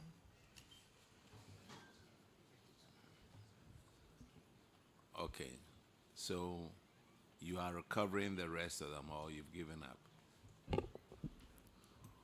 We have not given up, Honorable. We are still Yeah. recovering them. Yeah, still what? We are recovering them. You are recovering them. Wonhwe ni yeyo. You. Mehu bi pen. Okay, you are discharged. Thank you. Chair, Yes, sir. Principal, you have an alumni here. And that's me. That's you. Then Yes. pay for the past students. I should pay for my. And the past students owe 480. Pay for it. That's the great. I'm a past student. You are Vatican. Yeah, I'm a Vatican. We expect So, you. I'm pleading with you the next time. We don't want to see Sure. some of these things. I'm We'll not invite you impressed. to I'm not campus. impressed. Yeah, I'll come. All right. When he did, I'll Thank come. you very much. And next time, please remember to bring your finance director. Okay, now we are done with the colleges of education. Now let's go to, let's call them in the order that they came. Antoine SHS, are you here? Huh? Huh? 1 second.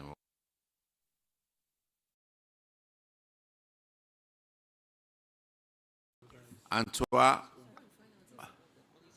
SHS, KNUST SHS, St. George's SHS, Prempeh College,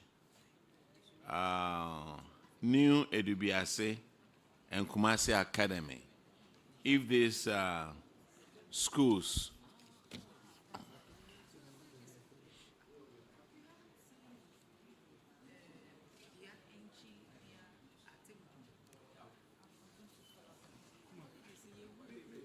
what's it?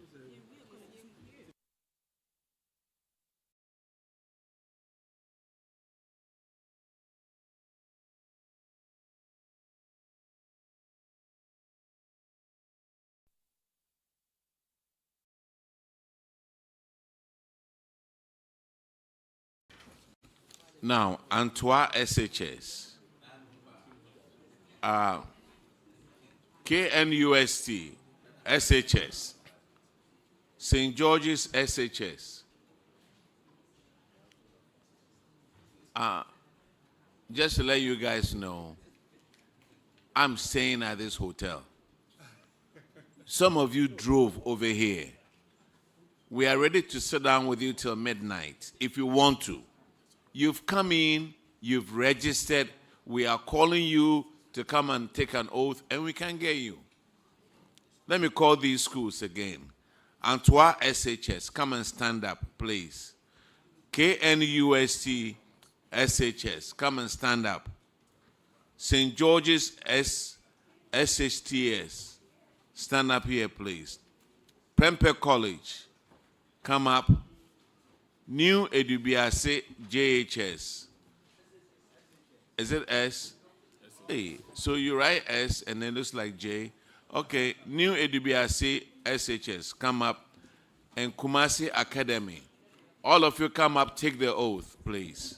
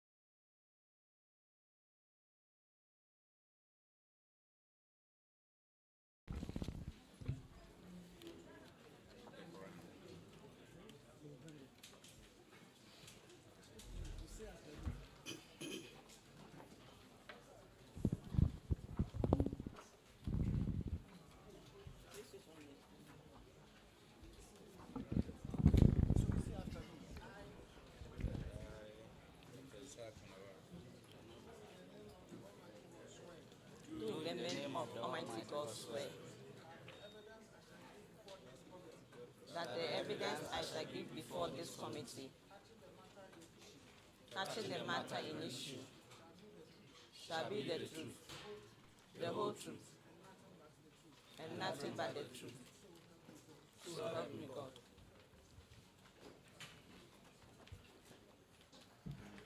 God. Kumasi Academy, have a seat, please. Kumasi Academy.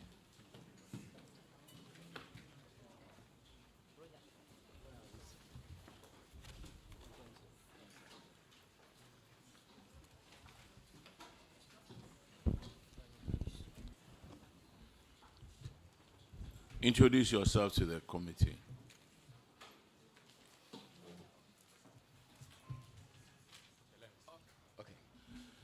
Dr. Isaac Munawaro, Acting Deputy Director General, GES, Quality and Access. I'm Dr. William Kwame Amankra Apia, Regional Director, Ashanti Region. Mensa Jerry, Internal Audit, GES Headquarters. Samuel Kwame Gato, the Headmaster of Kumasi Academy. Mavis Jessiba for Accountants, Kumasi Academy. All right, GES, thank you for coming to join Kumasi Academy. Your infraction starts on paragraph 67, and Honorable Adam McMahon will handle that. It's on misapplication of funds. Thank you, Mr. Chair. Mr. Chair, the auditors observed that Kumasi Academy, you misapplied funds to the tune of 223,188 Ghana cedis. Can you walk the committee through what caused this and what you have done about it since it was identified by the auditors?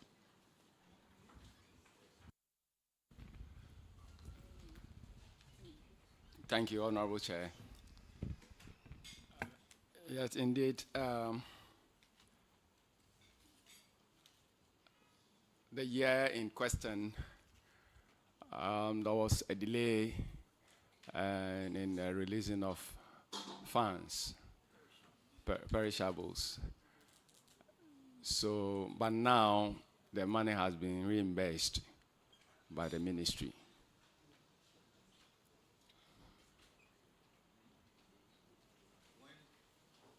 Mr. Chair, when there's a delay in the release of funds from government, what processes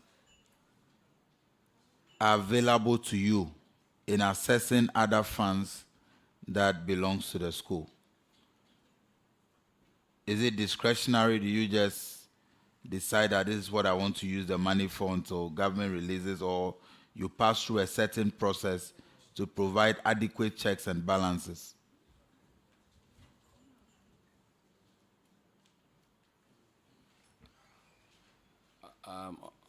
Thank you, Honorable Chair.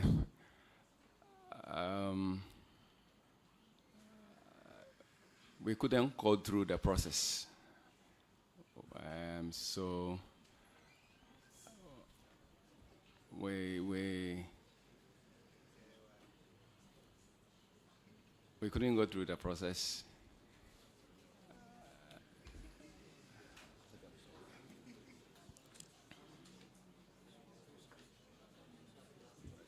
All right. Yes. So, auditors, can you confirm if they have corrected the anomaly?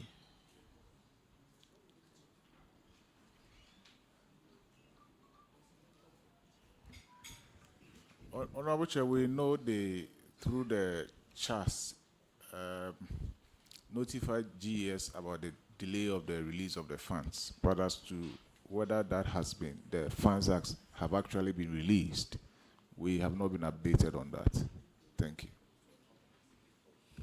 Okay, in your answer, you said the funds have been released and you have done the right thing. How come the auditors are not aware?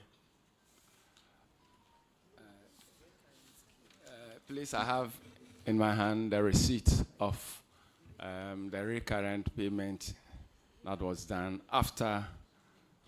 So this is the receipt. No, but wait a minute. When did you pay that?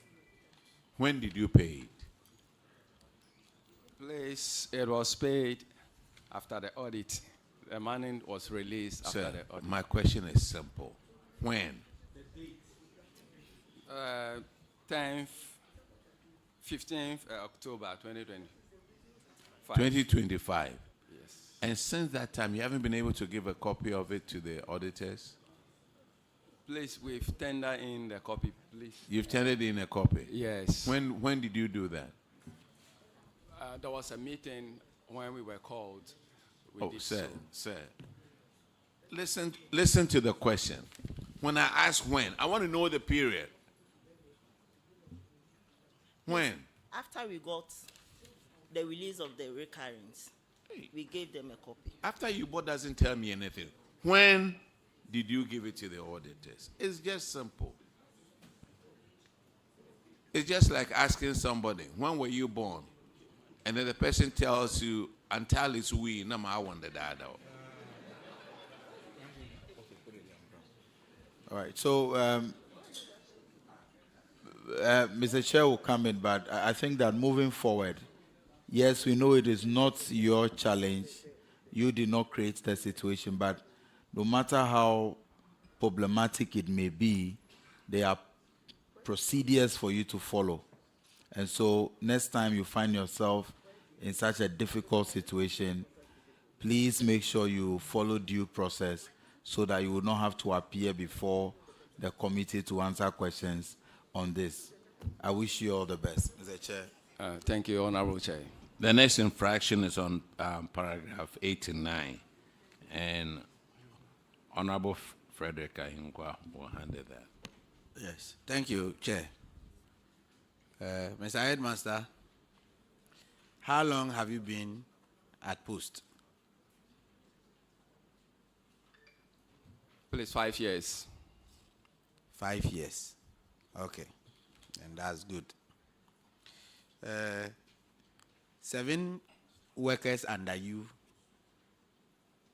were promoted and then upgraded to their current ranks that they are.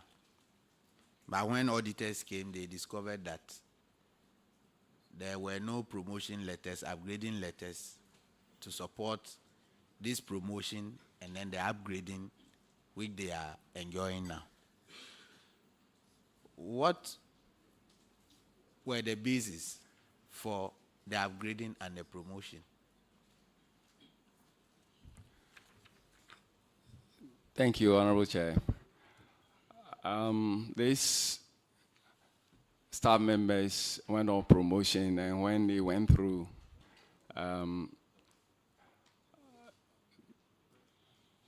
they were put on scale.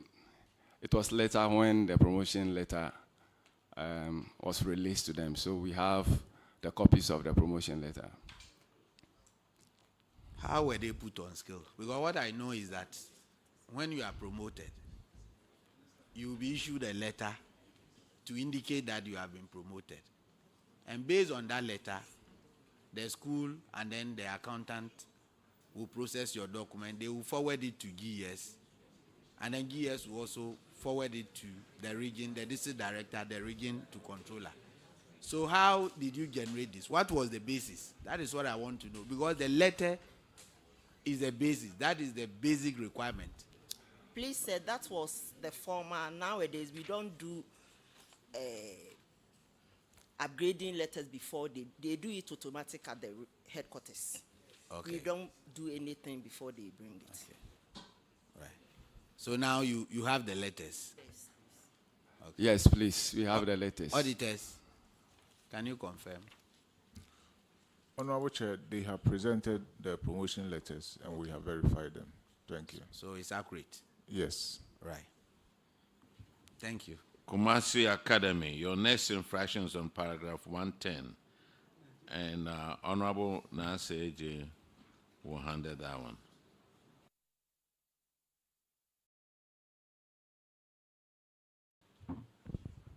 Thank you very much.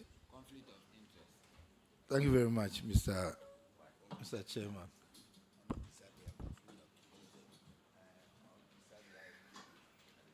Principal, I've noted that you have one of your board members with us in the person of Honorable Ernest Yawenim. Is it true?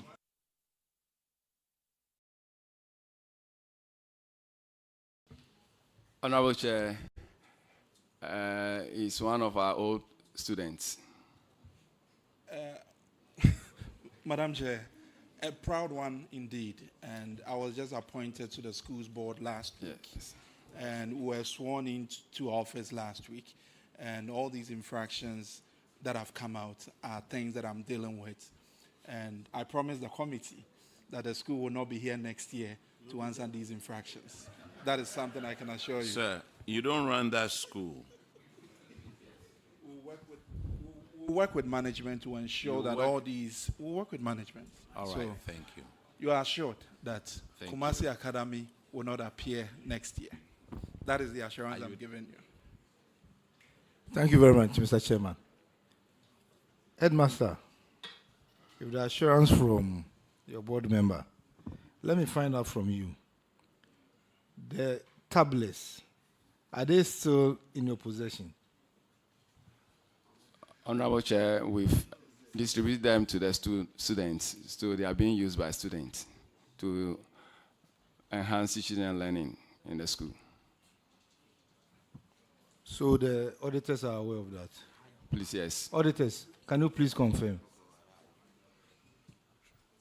Honorable Chair, the tablets have now been distributed to the students. Thank you. Mr. Chairman, I'm done. Kumasi Academy, you are discharged. Let's call our new you are discharged. Thank you, Honorable. Yes. Or if you want to stay, I will ask you more questions. New Edibiasi.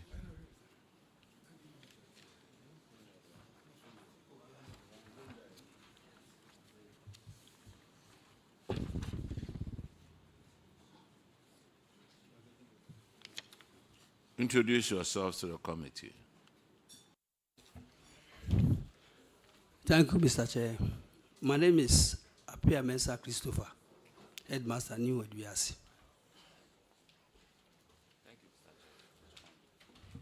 Thank you, Mr. Chair. My name is Yao Omane Apia, School Accountant.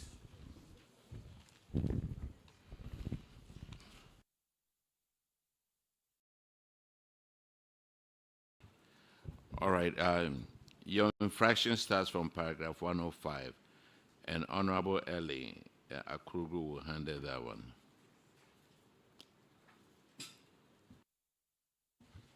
Thank you, Honorable Chair.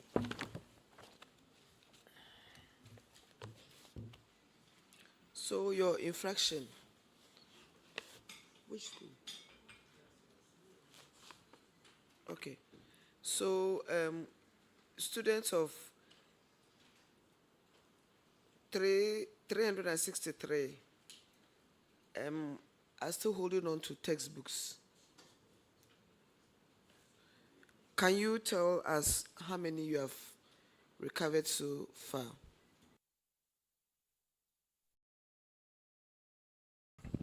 Thank you, Madam.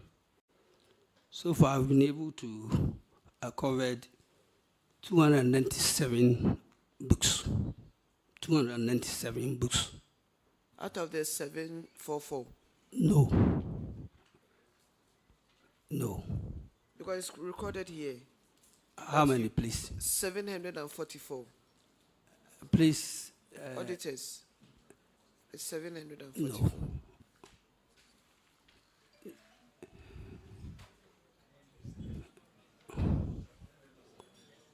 200.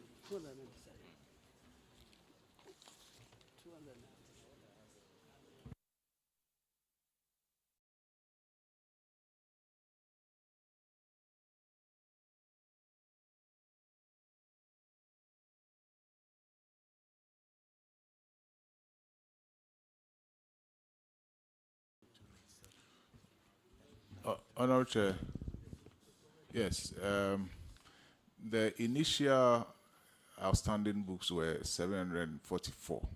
Yeah, but as at the time we completed the audit, it was 297. That was our outstanding. So we were supposed to have done that correction over here. Initially, it was 744, but later on, it was reduced down to 297. So actually, what is left is the 297. which they have actually recovered. Oh, they've recovered all. Yes. All right. Some So- came in the form of books, and the rest, the value of the unwritten books was paid. Thank you. Honorable Chair, that's it. Thank you very much. You are discharged. Thank you. Now let's call Prempeh College.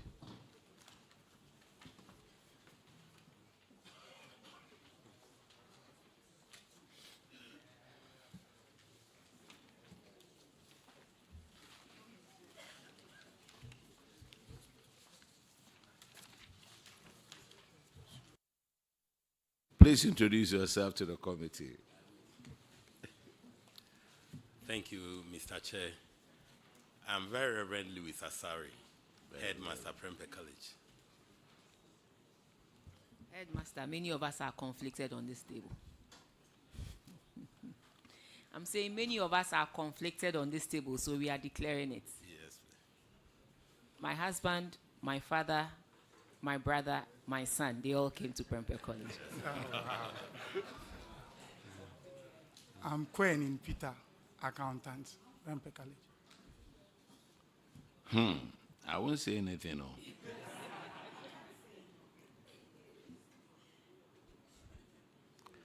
The infraction is on what? You're asking me which school I attended. The infraction is on paragraph 85, and Honorable Frank Yeboah will handle that.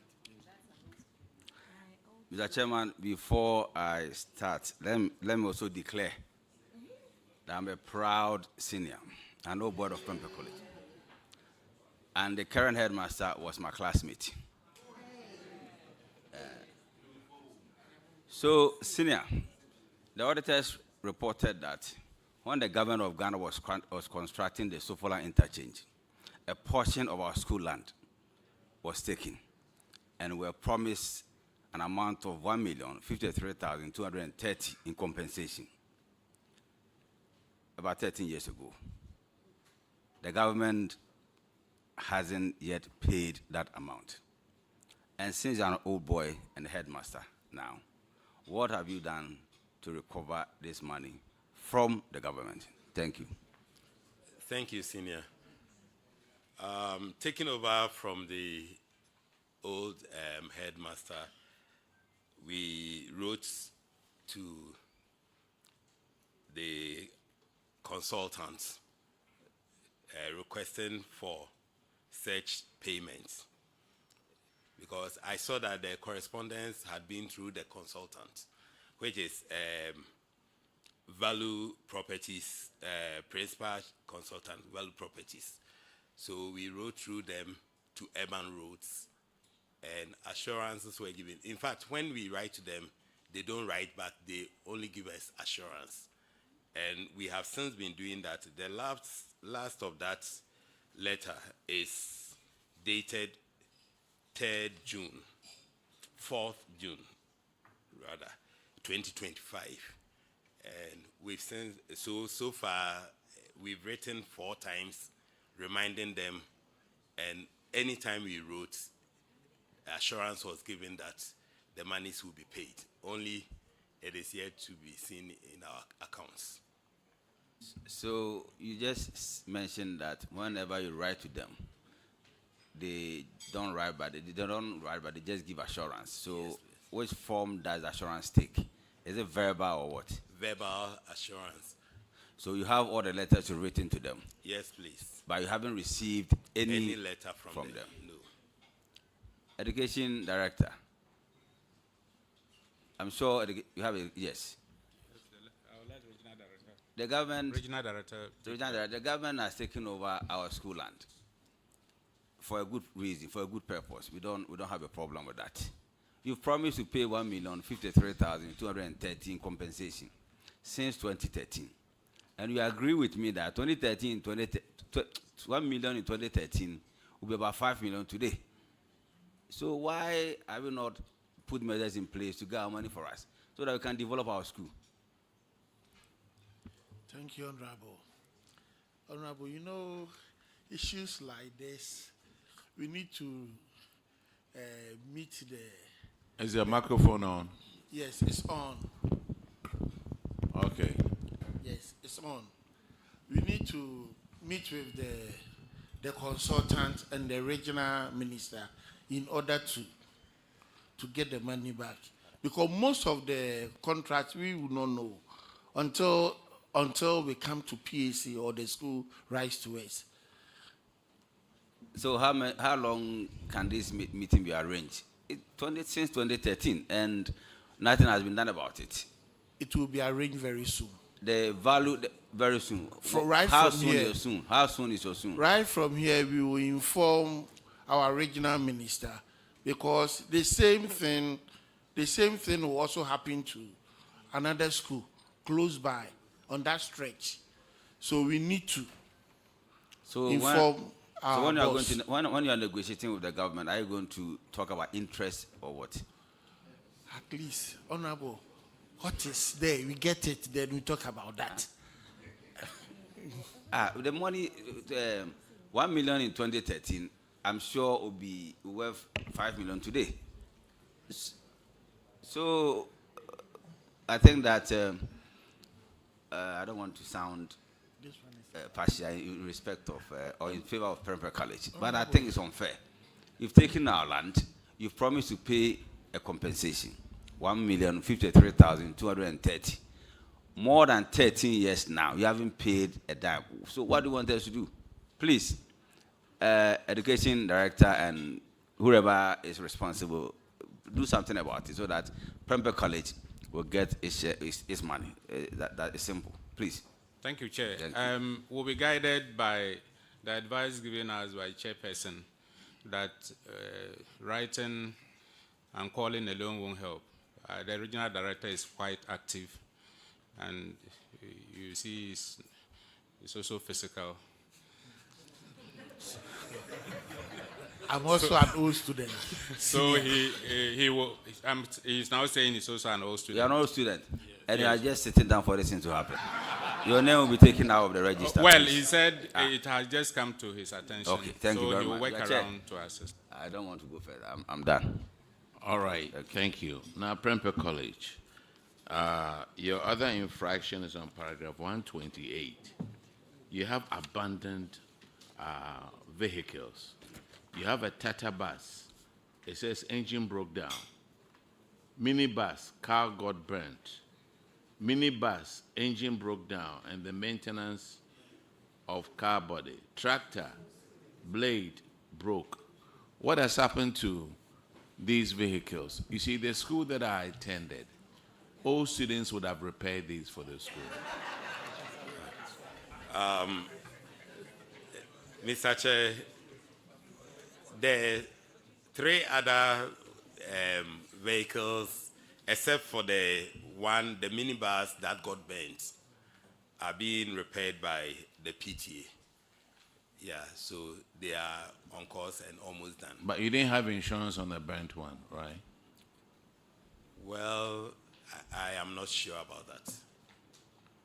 I do not have, I will not want to guess. But you knew you were coming to answer these. So you get all the information. The bus got burnt. Was it intentional or accidental? Do you have insurance on any of these vehicles?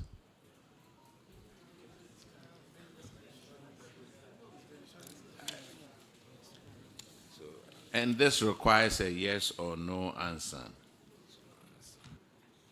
No, sir.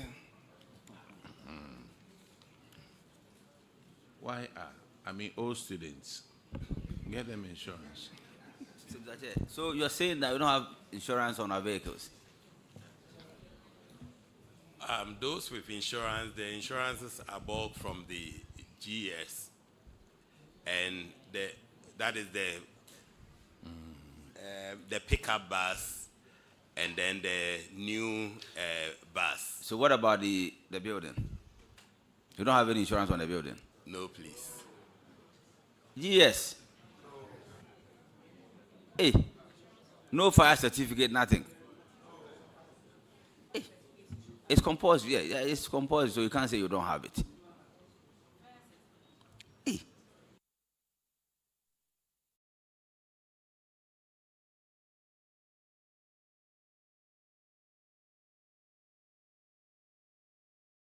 One of your old students says the old students have the money. So they should repair these buses for you and get the insurance also for you. It will help. I will never reveal the school I went to. Okay, you are discharged.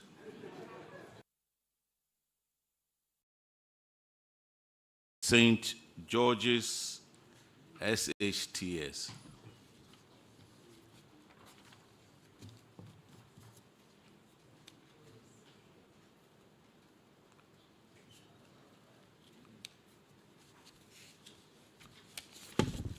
Please introduce yourself to the committee. Thank you, Chairman. Please, I'm Miss Marianne Bremba, the headmistress of St. George's Senior High. Honorable Chair, I'm N.S. Kwaku Owusu, the accountant of the school. Is it the same as St. George's Catholic? Yes. Okay.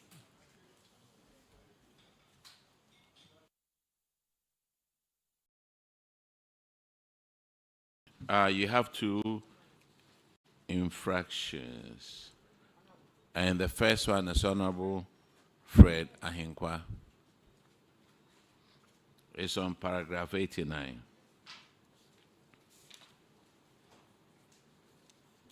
Thank you, Chair. St. George Catholic. Is that so? Right. You upgraded 16 workers under you without evidence of their promotion letters and upgrading letters. How did it happen? Thank you, Mr. Chair. Please, the upgrading is done by is done in Accra headquarters, so they are put on scale automatically, and then later on letters will follow. So as at the time the auditors were around, their letters had not come, but right now all the letters are in. Thank you. Okay. I think that's all. Okay, so everything has been settled now, Yes, right? please. Good. Except I want to ask the Deputy Director General whether this arrangement is good, where people are, promoted without letters being sent to their supervisors. Chair, I think Honorable should disclose that I'm his senior brother. Oh, really? Wow. You should have disclosed that. Yes, that's my senior brother. Yes, it's always with good intention. The issue that management decided to upgrade automatically was to avoid some other problems that we try to resolve. That somebody has not, if they are 100, somebody through the processing, somebody may have his salary not coming on time, then there will be arrears and other things. And so the decision was that if these are, once the work is done at headquarters, the list is there, upgrade them at that month and let the regional directors write the letters, the upgrading or promotion. It depends on which one. Because if it is based on further education, it's upgrading. And if it is then going through either interview or aptitude test, it's promotion. So, Honorable Chair, that is the decision. But I think what we can do is to reduce the timeline between when we upgraded and when they received their letters. We'll work hard at that. Because we appreciate the auditors not listening to anything but what the law says, that at the time of audit, you don't have your letter. And so what you have earned cannot be explained. They are also right. So we need to reduce the timeline to ensure that there is congruence. Thank you, Chair. All right. Thank you. Chairman, is it without the letters, somebody is upgraded automatically at the headquarters. The person later is being transferred. Maybe he was performing a certain role that warrants or demand that he should be given some allowances. if such a person is moved or transferred to a different unit, that he doesn't have that responsibility. Without the letter, it means that the person will still be collecting his salary by way of his former position.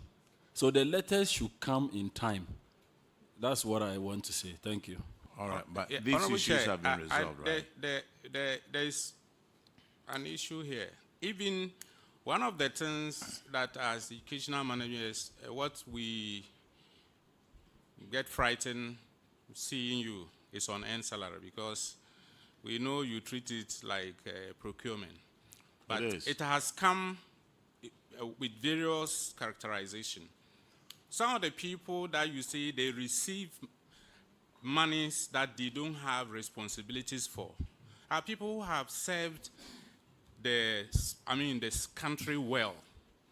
Except that, again, the auditors have the right to say, by promoting somebody, the person's, if you are promoted to a deputy director, and as a result, you are no longer a basic school head, your allowance goes off. It doesn't mean that you was taking it on end. If you move from particularly Savlugu to Tamale Metro, if you were playing certain roles, you will now come and you don't have those responsibilities again. So the time lapse between when the system will be able to take off the responsibility from your head is what the auditors will take us on. But it's not for those issues about upgrading, promotions, and responsibility allowances. The people have already served, except that the auditors don't take stories. They want the various letters, documents to show. And if we show patience to each other at that point, it helps. Thank you. Good. So you have enough time to get your house in order. Just one. The next infraction is on paragraph 132. You are not done. I'm just asking. Per your narration, there's a delegated function in terms of the letters that the regional directors are supposed to write the letters for the teachers. Some of them. Some of them. Yes, so please. why will it take that long period? Because for now, they don't have that. But the regional director, just a click of button, even you can replicate one letter, the same content, and then the signature. So why will it take that long period? Director. Everything you must receive authorized instruction. So if the instruction that comes from headquarters delays, the regional director will not have the authorizing delegated opportunity to do that. So we take responsibility, and we again want to work hard at closing the timeline between when we do automatic upgrading, just to secure the motivation for the teacher based on condition of service, and also meeting the transparency and accountability timeline that auditors will come and won't find them. Thank you. All right, the next infraction is on paragraph 132, and Honorable Shirley Che will take care of that one.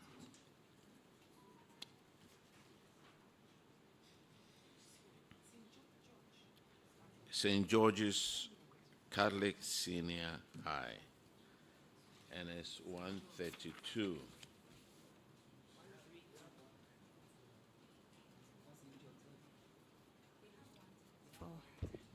Okay. Okay, so take the 110. Madam, take 132. We'll go back to 110. As for the infractions, they bring. Thank you, Honorable Chair.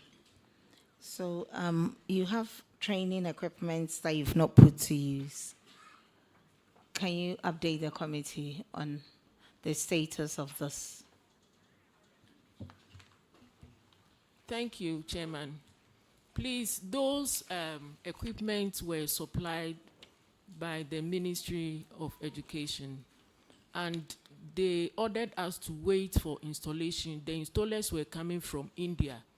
So right now, it has been installed and students are using it for practical work. Have you updated the auditors? Yes, please. Auditors, can you please confirm this? Yes, Honorable Chair, they have installed them and they are being used. Thank you, Honorable Chair. The next infractions on paragraph 110, and Honorable Nasser will take that one. Thank you very much. Thank you very much, Mr. Chairman. St. George Catholic Senior High Technical School. Please, do you still have in your custody the tablets? Please, they have been distributed to the students. As at now, they are using it for teaching and learning. Can the auditors confirm, please? Yes, Honorable Chair, we can confirm that. All right, thank you. St. George's Catholic Senior High, you are discharged. Now let's call KNUST, SHS, Ofori Chrome.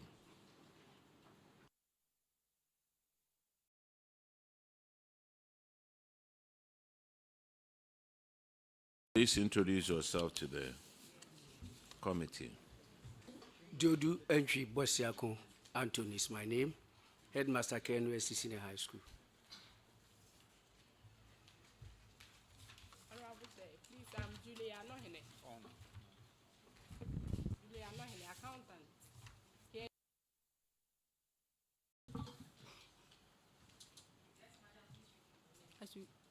Please, I'm Bibiani-Anhwiaso-Bekwai accountant, KNUST Senior High School.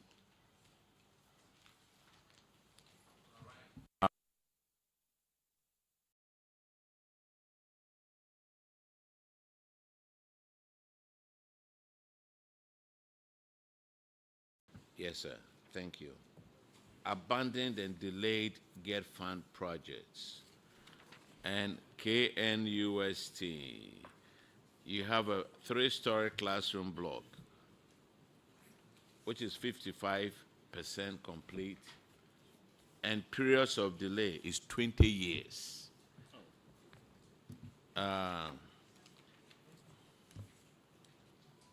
What's going on with this? Thank you, Chair. The project is KNUST project, but KNUST Senior High School is the beneficiary institution. So the GET Fund will give resources to KNUST, and a part of the money will be given to, will be used for the project. So since 2008, we've not heard anything much from the university. So we've written a series of letters. When I took over 2021, I wrote to the Vice Chancellor requesting for special funding for KNUST, that it should not be part of the university's allocation for GET Fund resources. So we are still in touch with them to see how best they will come and work on it. And I have also written to GET Fund myself. I've been there myself. And I've been to, written to Director General myself. I've been there myself. And we are still working to see how best they will come back to site and work. So GES, you and GET Fund, who's going to take the fall for this one? Yes, sir. GET Fund, Chair. GET Fund should take the fall. Honorable Chair, it's true. This project has been in our books for all these years. As he just mentioned, it was a project that was initiated under KNUST. KNUST SHS was on campus of KNUST. They were being moved to the outskirts of the university. So land was acquired as at that time, 2004. And when President Kufuor was trying to do the model schools, they were chosen and they were given a complex building to begin the school. And as at now, KNUST do not have funding for that because they think that the school is taking a chunk of their funding, so they withdraw funding. In 2021, we sent consultants to do assessments of the project. They submitted a report. We were waiting for the KNUST to release the project from their books for us to take over. They have not done that. I personally, when I was a zonal manager, for Kumasi, that's the Mid-Ghana for Get Fund. I pursued with him to get the project revived, but I'm going to pick it up again to make sure we get the costs, then we get the project completed. There are two. One is that of J-Kufor. For that one, we managed to revive it, and its construction is ongoing as at now. It's left with this very one. So we'll take steps to get it done. Honorable Chair, I've noticed something in the report, paragraph 114. The table, for this very, in the table, table 2, Antoa SHS, home economics. That project, the Get Fund was not even in existence. 1997. So it can't be Get Fund project. So anything that is before 2001, it can be our project. So please, let us take note. Thank you.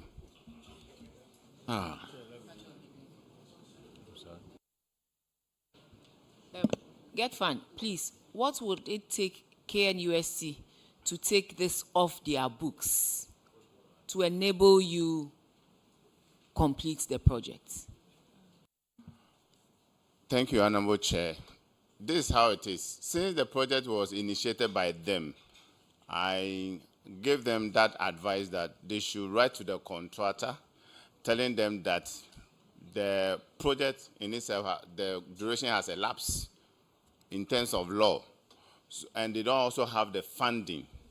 So they are terminating the contract so that we can come in through the Regional Coordinating Council and GS at the regional level to pick it up and complete them.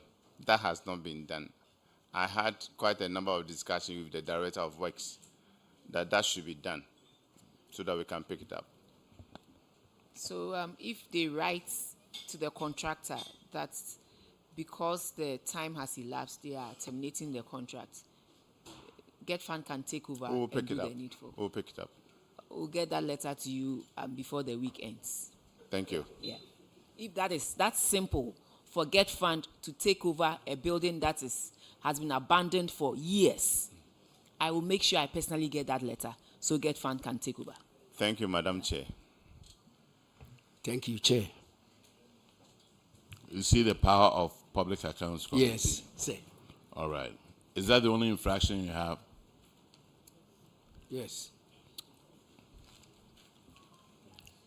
Oh, Mr. Principal, you weren't aware of any other infractions that you had? That is the only thing I know. Okay, you are discharged. Thank you, Chair. Now let's call Antoa SHS.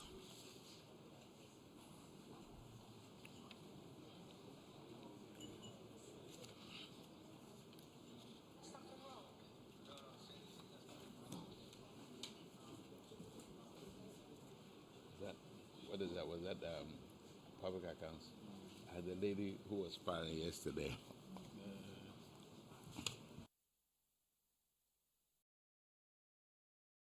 Please introduce yourself to the committee. Thank you, Mr. Chair. My name is Felicia Biache, Headmistress of Antoa SHS. My name is Roger Nafo, the accountant at Antoa Senior High.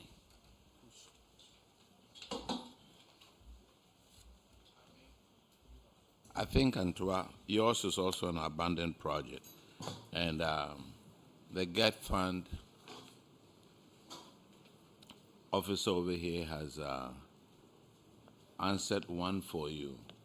But you started a building, Home Economics Block, 1997. Wow. Is the structure still around? Please, it's the foundation level. Oh, the foundation level. That's what Okay. they did. And then the next one is a construction of a two-story boys' dormitory. You started that one in 2007. Yes, please. How far? It's not fully completed.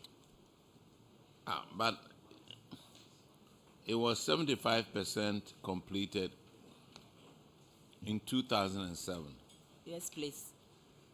So they were left with some carpentry works and then construction of the toilets and everything. But because it wasn't completed, and looking at the number of students that were growing at that time, the then headmistress made some provision for the building to be used by the boys temporarily. Madam, what is the level of completion now? Now it's about 75% completion. 75%. That was the same thing they saw in 2004 audit. 75%. So Yes, please. nothing has been done with Yes, this. please. So what do you plan on doing with it? We've written letters to get fund, and they also come to. Is that a get fund project? Yes, please. You've written letters to get fund. And then they've come on the ground, taking pictures of the building, and we hope that they will come and complete it for us. So, Honorable Doc, get fund. What are you going to do with this? Honorable Chair, it's true. I personally visited that project. It's one of the things we've captured. So, as I mentioned early on concerning our processes, these are projects under the various coordinating councils. So, we're going to make the next move to get them on board, especially those at that level, to get them out. There are about 1,300 across the country, so they can get them out. Thank you. All right, Antoine, SHS, you are discharged. Thank you. Now let me call the following institutions to come in and take the oath.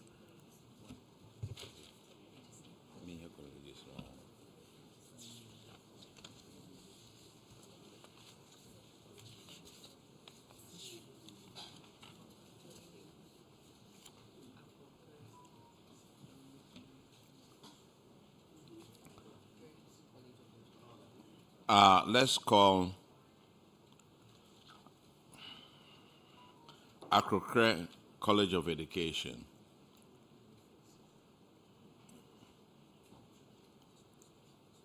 And then St. Monica's College.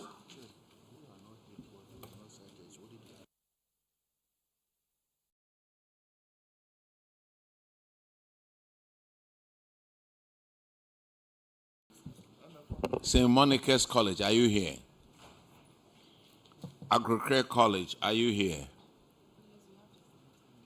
Okay, then let me go to the high schools. Madam MFA, I thought you brought us the list saying that these people were here and so we should call them.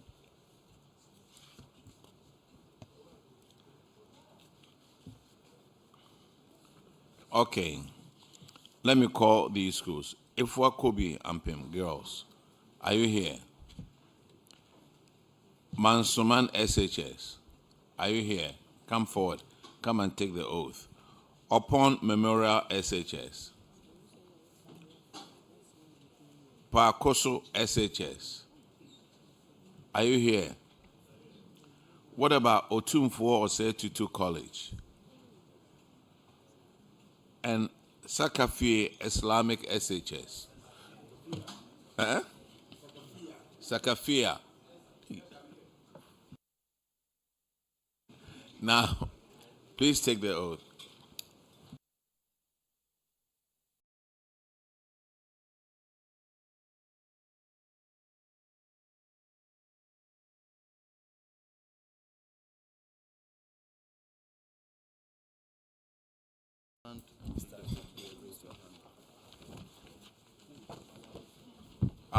Don Bosco, join the group. And Brave4 SHS, join the group.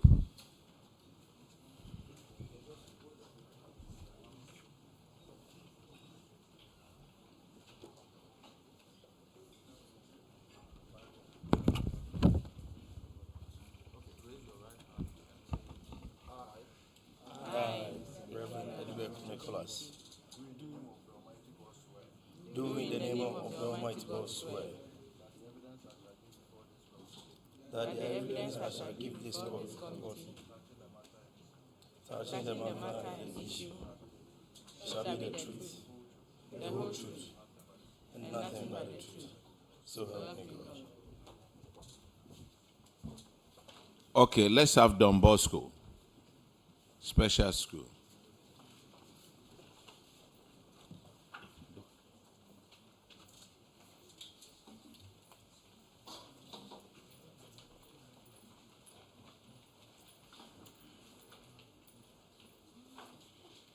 Please introduce yourself to the committee. Adong, the headmistress of St. Don Bosco Special School for learners with intellectual and developmental disabilities at Leho in the Nadoli-Kaleo district of the Upper West region. Thank you. I'm Abderraouf Suleiman, the accountant of St. Don Bosco Special School.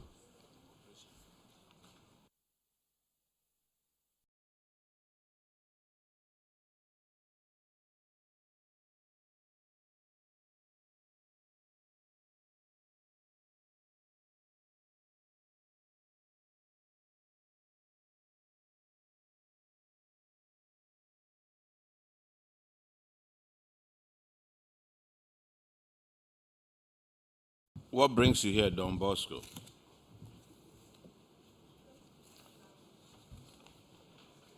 I was invited to come here. For what?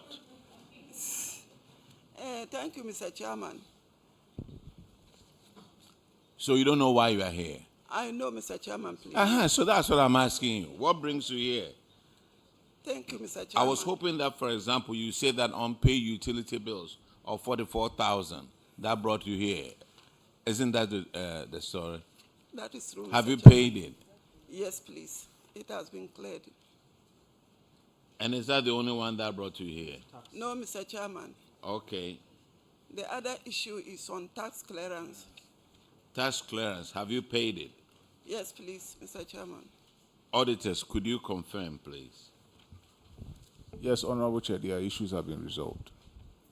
Person, I see you are worried about her voice. She underwent operation. I'm sorry? I asked her. Oh, the voice. Oh, okay. Sorry about that. It's fine. We're okay. All right. Don Bosco, you are discharged.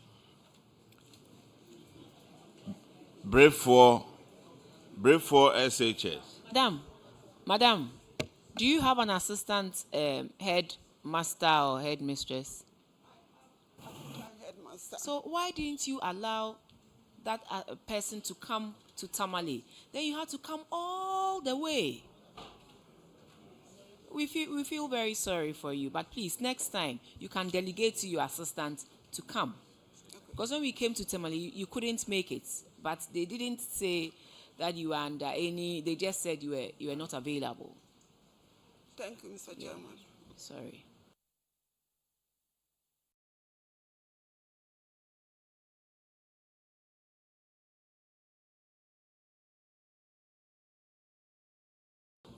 Please introduce yourself to the committee.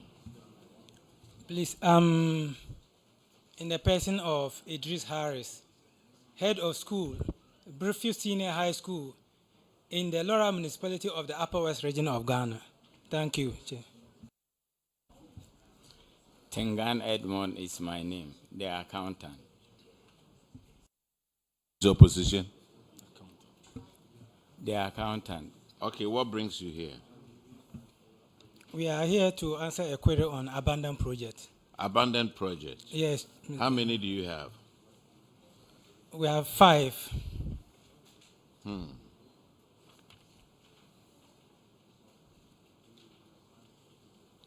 Now, get found. What are you doing about those 5? Let's see. Honorable Chairman, they are part of the project that we've actually gathered dated on. But these very ones, they are under phase 2 because of our budgetary constraint. But one of the things we also asked the committee to help us with, to grant us a little extra space from MOF. Because let me put this in context. We have a total of about 9.7 billion given to us this year. And out of that money, 4.2 has been fenced off for free SHS. The outstanding is what we are going to use for all the agencies concerning MPs and everything, all projects and anything new. So we don't have space. Honorable Chair. All right. We don't have space, so if you can help us, we can be able to work on this. This is why we're expecting the administrator to be here. Yes. The administrator on his own, with the support of management, can vie some of these funds. Yes.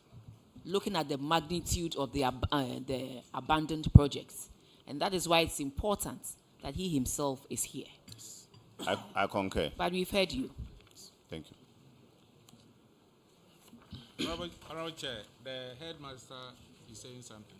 All right, headmaster. Honorable Chair, I Yes. thought the question was on the infraction on the report.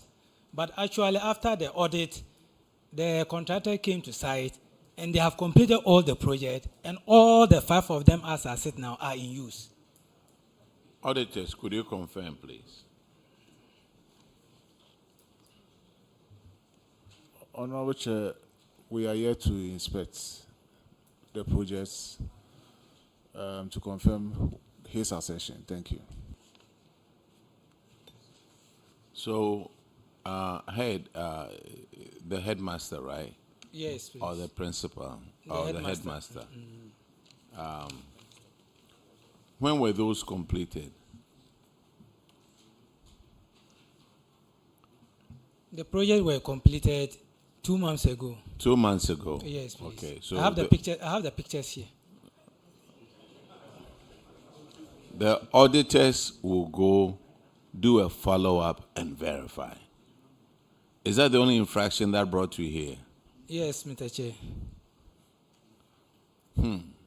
But you know we went to Tamale. Yes, I couldn't go to Tamale. So Because- now you've seen Kumasi. Okay, you are discharged. Thank you very much. Ifwakobi Ampim Girls School.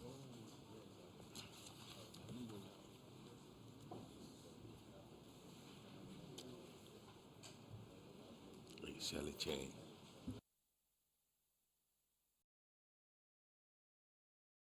Please introduce yourself to the committee.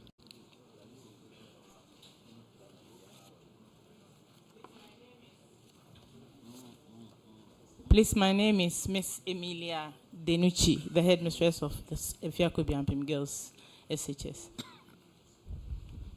My name is Hilda Ifakramwa, the accountant of Efiakobi Girls SHS. Okay, Honorable Shirley Chair will take care of your issue on paragraph 72. This is to do with unsubstantiated payments. And Efiakobi, you had 3 PVs that amounted to 995.92, and you accounted for 170,268.50, leaving an outstanding of 31,727.42. Have you accounted for this amount? Yes, please, we have paid it and the remaining amount, and then we have submitted the receipt to the auditor. Auditors, can you please confirm if they've done that? Yes, Honorable Chair, that has been done. Thank you, Efiakobi. All right, the next infraction is on paragraph 81, and Honorable Kinney will take care of that one. Yeah, this one has to do with unaccounted revenue.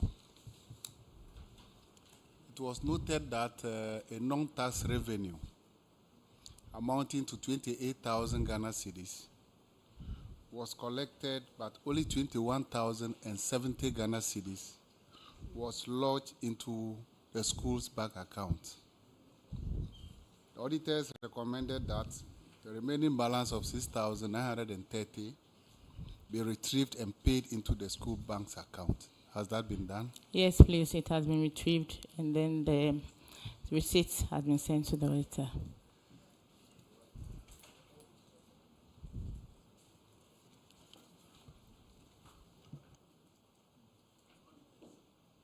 Auditors, can you confirm from your end? Yes, Honorable Chair, we can confirm that. You've also been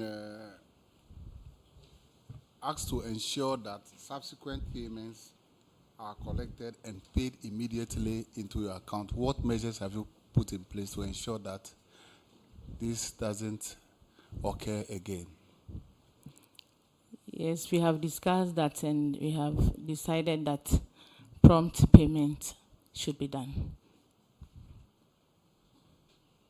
I mean, what measures? You have discussed it, but what measures have you put in place? Yeah, I have discussed with my accountant, and we have decided that we become consistent and we supervise this kind of payment and make sure that it is done at the right time. So, Mr. Chairman, I am done, sir. Thank you. Thank you very much. The next infraction is on paragraph 98, which is on payments of unjustified responsibility allowance. Has this issue been resolved? Yes, please, Chair, it has been resolved. Auditors, could you confirm that, please? Yes, Honorable Chair, that has been resolved. All right, the next infraction is on paragraph 124, and Honorable Bauer will take care of that one. Thank you, Chair. And if you could be said, that said infraction is hold on, sir. The auditors want to come in. Yes, please. I mean, for purposes of record, let me give you the details. One actually refunded the amount, and then the others provided documents to support. So the amount that was refunded was 2,990, and then the rest provided letters to support the allowances. Thank you. All right, thank you, sir.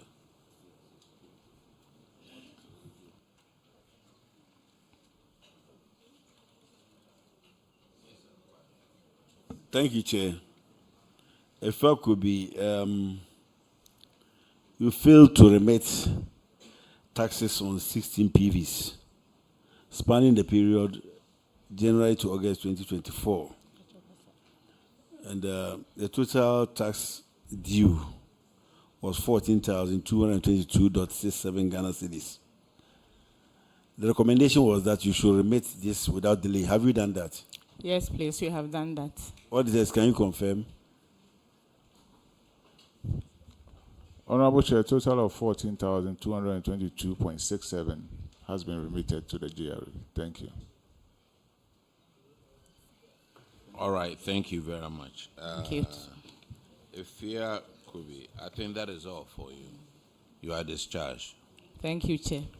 Let's call Mansuman SHS.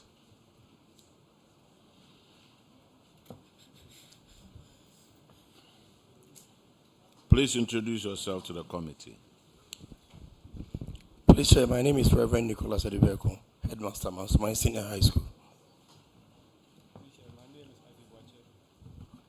My name is Azibwache Champon, Mansuman Senior High School. Accountant. Accountant, speak loudly. Azibwache Champon, Accountant, Mansuman Senior High School. All right. Your infraction starts from paragraph 72, and Honorable Shirley Che will take care of that one. Thank you, Honorable Chair. Mansuman, your PVs are 13 in number, and you've not is altogether totaling 27,359.20, but you've not accounted for even a peso of that amount. Have you been able to do so now? Please, please, Madam, we have done that. you've done what? You've done it in full? Yes, please. Auditors, can you please confirm?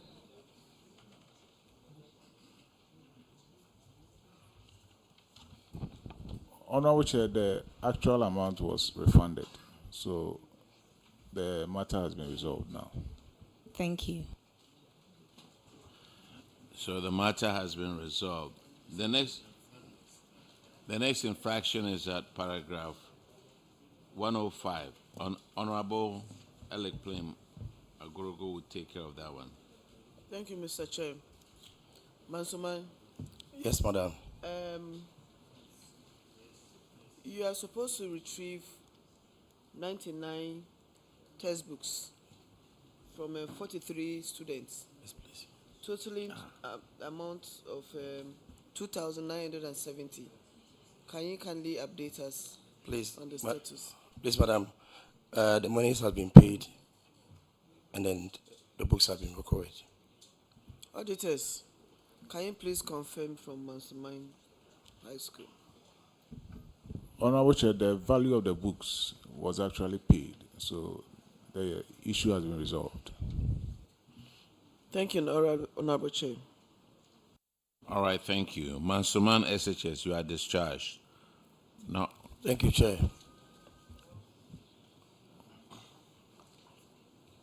Now,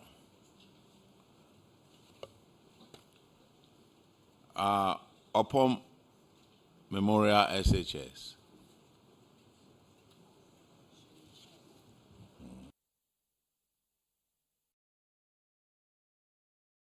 Please introduce yourself to the committee. My name is Richard Ahenkra, headmaster of Upon Memorial Senior High School. Benjamin Ousukojo, accountant of the school.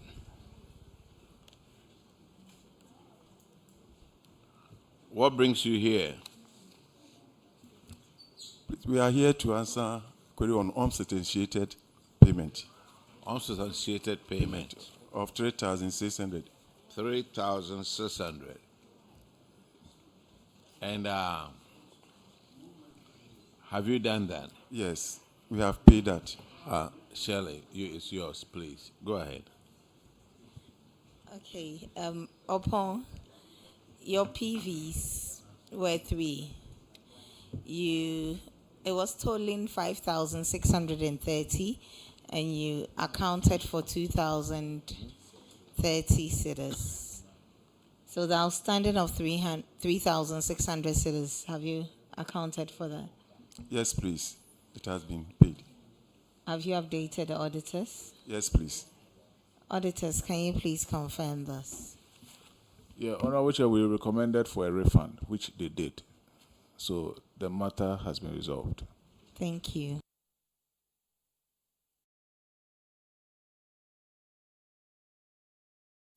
All right, sir. Upon Memorial, you are discharged. The next one is Pakoso, SHS. Are you here? All right.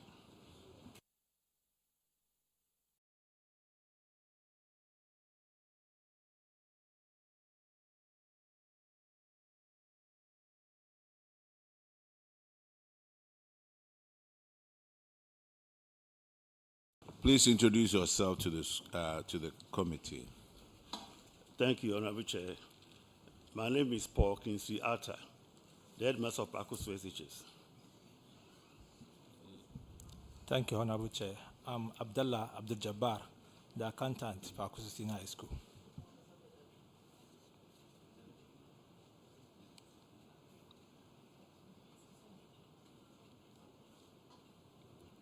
Okay, Pakoso, what brings you here? I'm here because of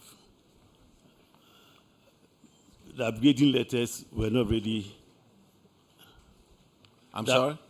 Upgrading letters were not ready for 3 teachers, 3 of my teachers, before the auditors came. And they are ready now. Oh, okay. I see. I see it right here. Honorable Fred Ahinkwa. He has answered it. Yes. Ask the auditor. Auditor, they said their letters are ready. Have you received them?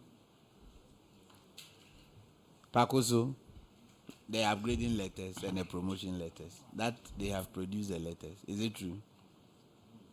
Honorable Chair, we would like to have a look at them because I don't have I don't have the updates. Then tender them in. But wait a minute. When did you get these letters? It came just this Monday. This Monday? Yes, please. Ah. Wow. Is it not because you were coming to meet them? No, please. So what caused We them? were all the time on the teachers to bring them, but they were not ready until this Monday that they brought them. So who brought them? Who brought them? The teachers. But the audit was more than a year ago. The teachers? The teachers in question. In fact, we were on them all the time to go for their promotion upgrading letters. So it was only this Monday that the letters were ready and they brought them. Ready? Yes. You see, initially, there was the impression that is the regional director, for that matter, the director general, they were delaying the letters. Yes, please. But now there is another assumption that the teachers have received the letters, but yet they fail to submit the letters. Which is which? Honorable Chair, I received a WhatsApp message that was on Thursday that letters from 2022 and 2023 were ready. So I called the teachers, the affected teachers, to go to the municipal office to confirm as to whether these were part of the letters. So it was on Friday evening that they told me that they had it. So I asked them to bring them to school on Monday for today's program. Thank you, sir. Okay. That's okay.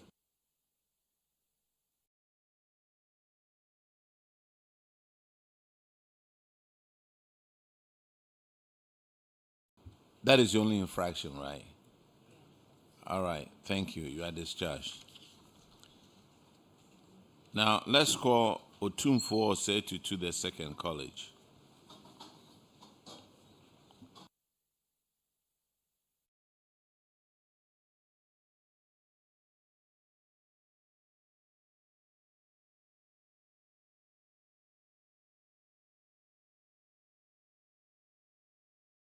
Please introduce yourself to the committee.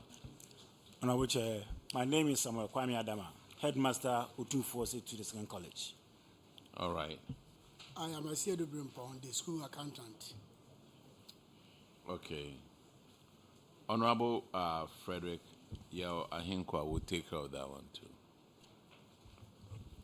Chairman, is the same infraction of their inability to produce the promotion and then upgrading letters to the auditors.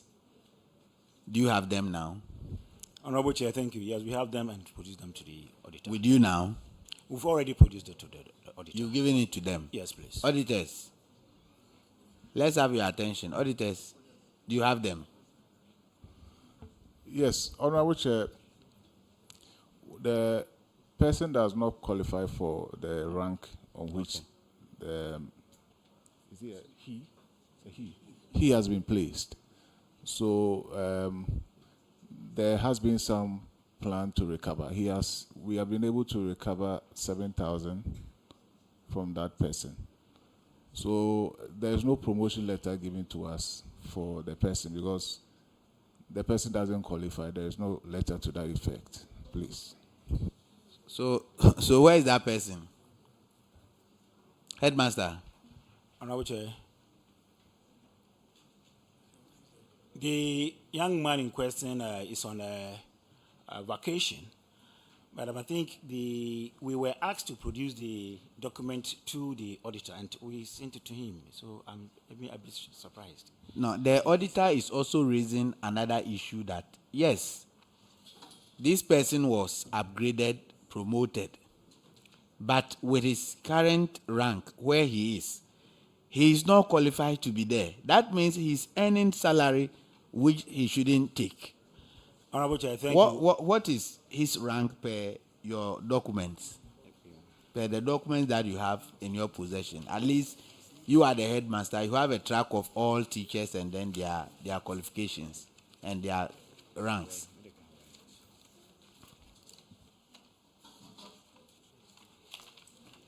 Honorable Chair, thank you. His current rank is Assistant Director 2. Yes, Assistant please. Director 2. Yes, please. So that is the rank on which he's enjoying the new salary. Yes, please. But for since November 2024, his salary has been off up to today, though he is becoming to school and working all right. Why is the salary off?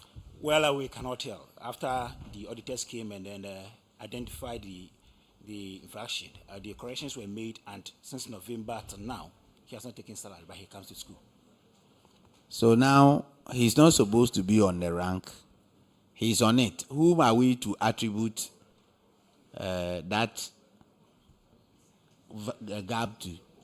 That anomaly. Who is supposed to carry the burden? For now, everything is done in Accra, so we'll plead that if the anomaly is corrected in Accra for us. Director General, that the teacher was not supposed to be where he is. And this is the question your brother asked. With some of these things behind us, we thought somebody can maneuver through the system and then do whatever he or she wants. We are humans. So why would somebody be on a rank he's not supposed to be and be drawing salary from government? Honorable Chair, if you consider the over 340,000 staff and that controller will have to contend with receiving so many documentation at various levels, I can tell you there are times the mistake will just come from entry. But Director. Chair, Chair, I moved to Accra with my wife because of this appointment, and she was to be put on principal superintendent. When the salary came, she was put on assistant director 2, which is the next level. This is completely human. I personally stood up because I know the repercussions to get the salary reversed, and I was also lucky because I'm at the headquarters. It's also possible sometimes when you have to write to get the reversal itself is another issue. Always when there's a problem, you don't have it resolved as quickly because it involves somebody getting to be sure that what you are saying is right. Auditors will take us on for underpaying. But Director, please, I'm not cutting you short. This headmaster over here doesn't have 300 and something thousand. When he came in and they asked him, have you brought the right papers? He said, yes. That's what he said. Or do you want me to play the tape for you? Chairman, I'm answering Honorable Henkre's question. But the question is, after probing, then we found out that no, whatever he has brought is not answering the question of the auditors. GES, you have your own problem that you need to go and sort out. Public accounts cannot do that for you. But he said yes at first. That's what my worry is. I want to come in. There are 4, is Pakoso? O242. Oh, okay. So that is one person. So,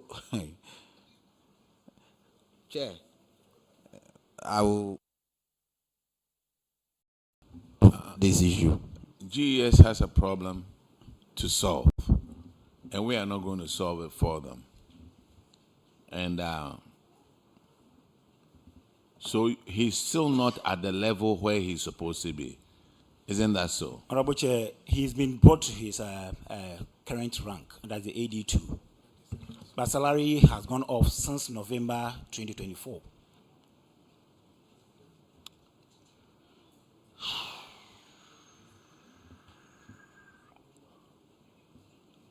So, auditors, he says he's brought the letter. So, what's going on now? I think that the matter is also in the hands of control. They have also taken up the issue. And GS has taken up the issue. No, control and accountant. That's why they Control have stopped the accountant. salary.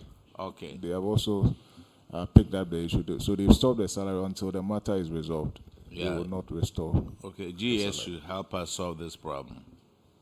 Thank you very much. Otumfo, I think we are done with you. You are discharged. Honorable Chair, thank you. Sakafia.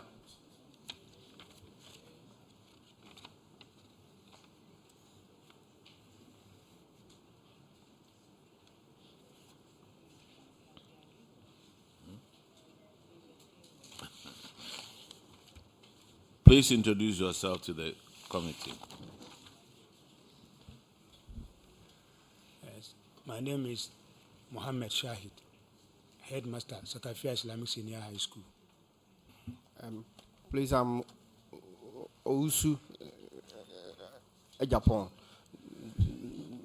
the school accountant. Okay, Honorable Frederick Yawahinkwa. Okay, thank you, Chairman. One more. Yes. Mr. Headmaster, for Sakafia, I like the name of your school.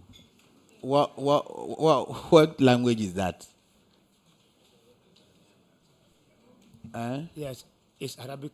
Arabic, language, yes. meaning? Wisdom. Wisdom. Wisdom. Nyansa. Yes. Wow. Sakafia. Then one day I will name one of my sons after that. Sakafia. That's good.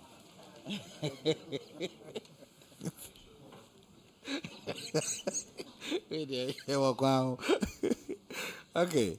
Headmaster, Yes, sir. your infraction is that teachers were promoted, upgraded, but there were no letters to support this. How did it happen? Thank you, sir. I think these teachers, after school, they have been automatically upgraded. They are processed, then later they were automatically upgraded. But as at the time the letters came, by then the letters were not ready. But as I'm talking to you now, my able director is able to resolve the issue by providing us with the letters, which are submitted to the auditors. So you can confirm that these teachers, Yes.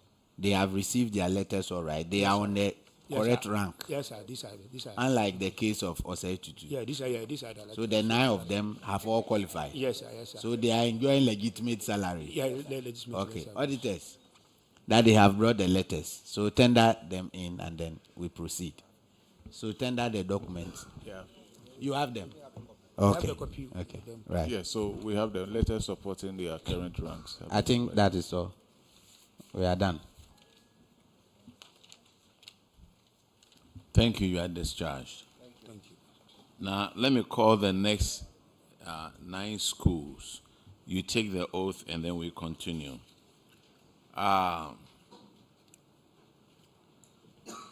Joaso SHTS. Kumasi Girls SHS. Manso Edubia SHS. Presby SHS. Bompata. Mansell Girls. Jacobu SHTS. Jacobu, okay. Enum Asamoah SHTS. Chipiase. Chapiase. It looks like Chi and Peace.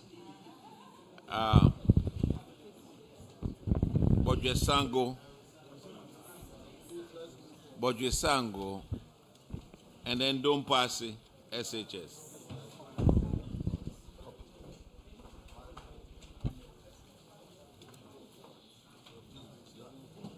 And Tawid. Is it Ja or Tawid? Yes.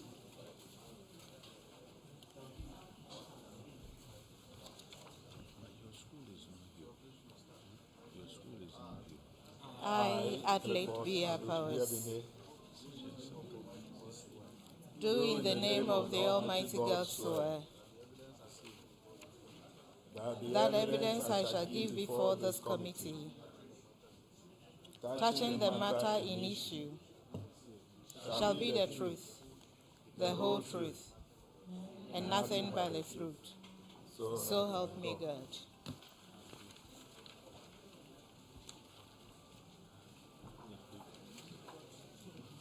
Oh, that is okay.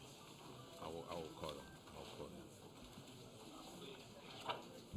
Jaso SHTS. If you could please sit down.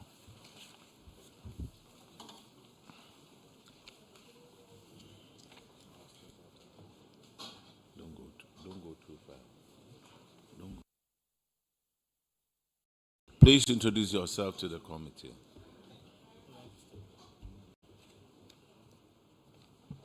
Thank you very much, Mr. Chairman.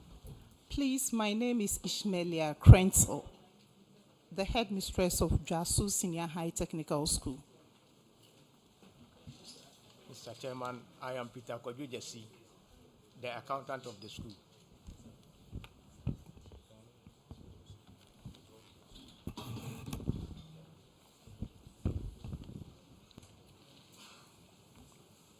Your infraction is on paragraph 93, and Honorable Shirley Che will take care of that. Jasu Senior High, you are welcome to the Public Accounts Committee. Thank you very much, Madam. From February 2024, no, the effective date was 1st of February 2024.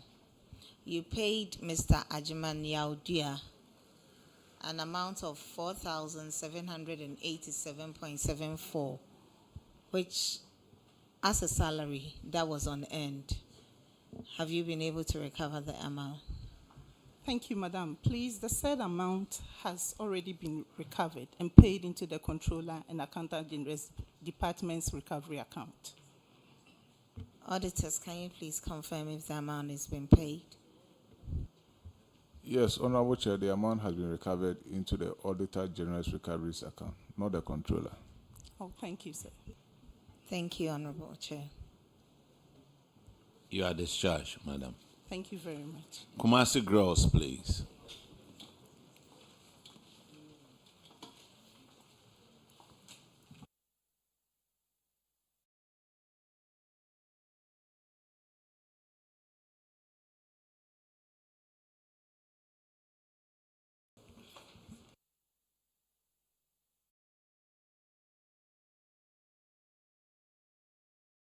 Please introduce yourself to the committee. Thank you, Chair. My name is Adelaide Bia Powers, headmistress, Kumasi Girls Senior High School. Thank you. My name is Gloria Ohene Owusu, accountant, Kumasi Girls SHS. Kumasi girls, you also have some unearned salaries. Honorable Shirley Che will take care of that. Kumasi Girls, welcome. Thank you. You have 4 staff with unearned salary. Gloria Osei Ajiman with an unearned salary of 6,390.63 Ghana cedis. Isaac Osei, 7,175.14. Raymond Kwabena Ajiman, 6,146.73, and Francis Mafu, 5,588.52. Have you recovered these amounts, please? Yes, please. In full? Yes, please. Auditors, can you please confirm this? Honorable Chair, the full amount has been recovered. Thank you. Thank you, too. All right, Kumasi girls, you are discharged. Thank you, Chair. Let's call Manson Edubia, SHS.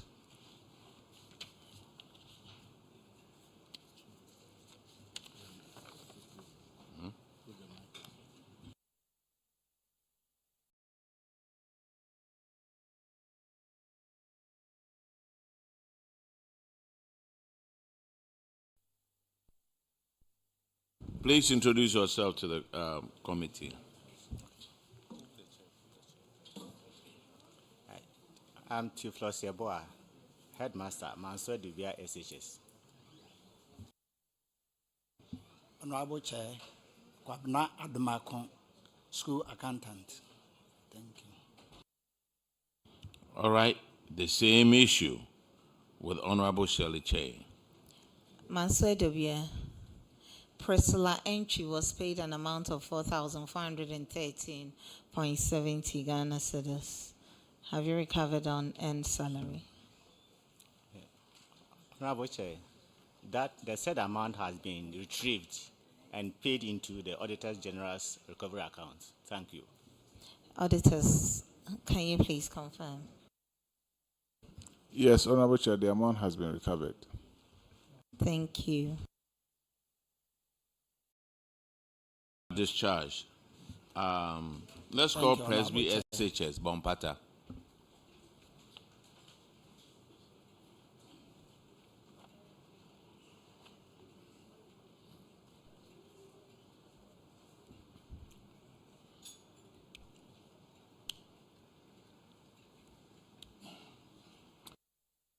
Introduce yourself to the committee, please. Thank you very much, Honorable Chair. I am Clifford Adudiebene, Headmaster, Presby SHS, Bompata.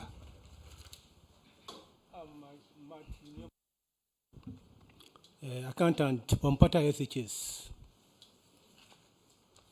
All right. You also have the same issue with Honorable Shirley Che. She will take care of that one. Thank you, Honorable Chair. Presbyterian Senior High School, Bompata. Miss Antoinette E. Dotzi was paid 5,588.52 Ghana cedis. Mr. Boateng Isaac, you gave him an on-end salary of 4,807 Ghana cedis. And Mr. Samoa George, an amount of 8,107.82. Have you recovered these amounts from the individuals? Thank you very much, Honorable Chair. Yes, we have recovered this amount. In full? Yes, please. Auditors, can you please confirm this? Honorable Chair, the entire amount has been recovered. Thank you. You are discharged, please. Thank you very much. Now let's call Mansell girls.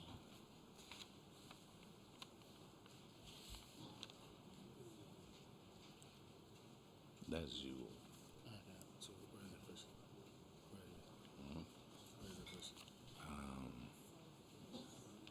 98. Yes. Yeah. Mansell.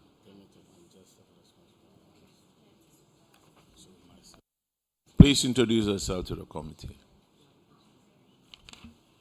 I'm Mary Donko, Headmistress, Mansell Girls. Honorable Chair, I'm Edise Daniel, Accountant, Mansell Girls Senior Technical School.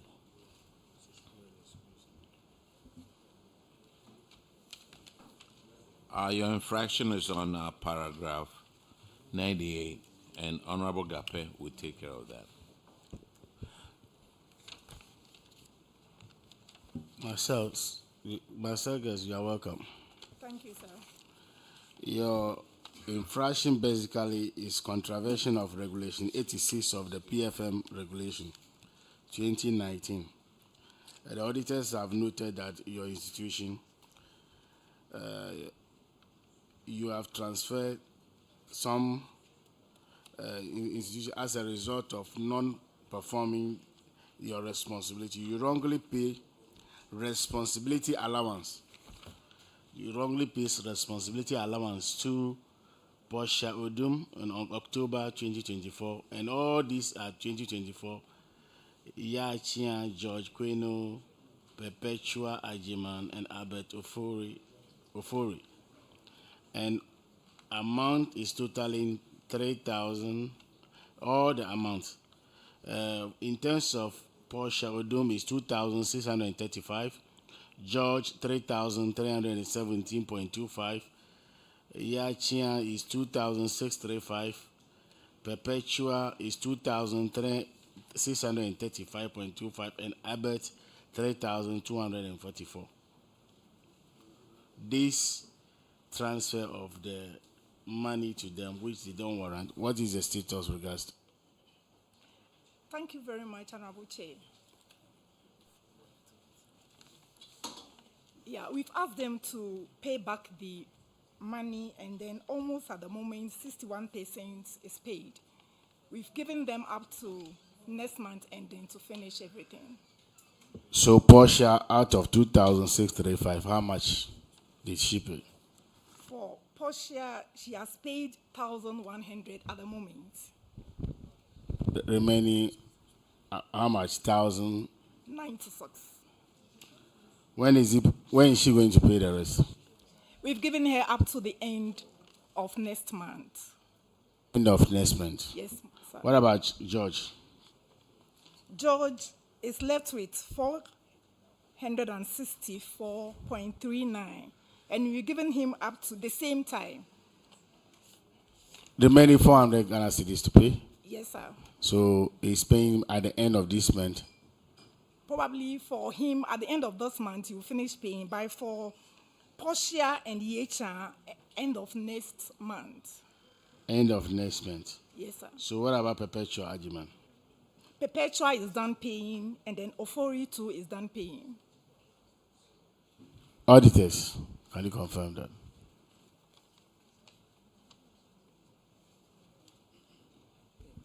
Yes, Honorable Chair, so the total amount as at the time of our follow-up is 7,386.04.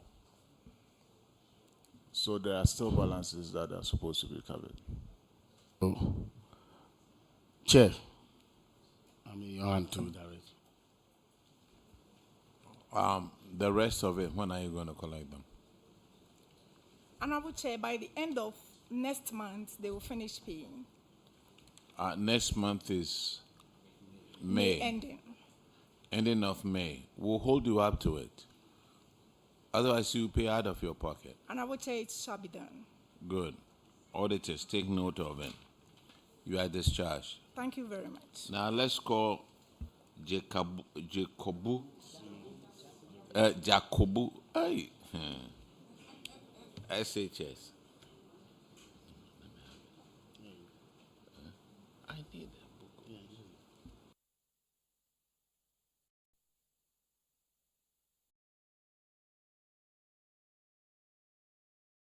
Introduce yourself to the committee, please. I am Joseph Justice Osaikra, the headmaster of Jacobu Senior High Technical School. I'm Helena Boateng, the accountant of Jacobu Senior High Technical. All right, your infraction starts at paragraph 98, and Honorable Gape will take care of that one too. Jacobu Senior High, you are welcome. Thank you. Your infraction basically is about one Agana Faustina from January to December 2024. You pay 12 months responsibility allowance to her, which totaling 8,747.28. What is the status? Thank you, Honorable. The money has been collected and transferred. The money has been collected and transferred to the Ghana Auditor General's accounts with the details submitted to the auditors. So if the auditors were not there, I mean, this person would have taken the money free. In the first case, why did you pay the responsibility amount? Thank you very much, Honorable. The lady was given house mistress position. She was misbehaving, and then the then headmaster withdrew the appointment. So when we went, we wanted to take her to the classroom, and she said it is demotion, and therefore she will not do it. And that led to that. So, because of misbehavior, that's why he was demoted. Yes, please. Auditors, can you confirm the payment?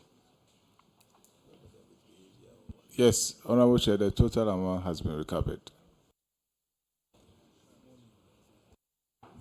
GS, issues like this, what do you do about it? Regional Director will take it up. No, I'm saying normally. When it happens like this, what do you do? You say regional director will take about it. Chair, respectfully, I was just trying to enjoy some delegation, but the point is that I earlier on explained that the allowance is given to you based on assigned responsibility. So whatever will cause you to move out of that responsibility, sometimes promotion, sometimes transfer, and in their case, it was a decision taken that the person no longer qualified to serve as senior house mistress. And so once they appoint somebody, two people cannot take the same allowance.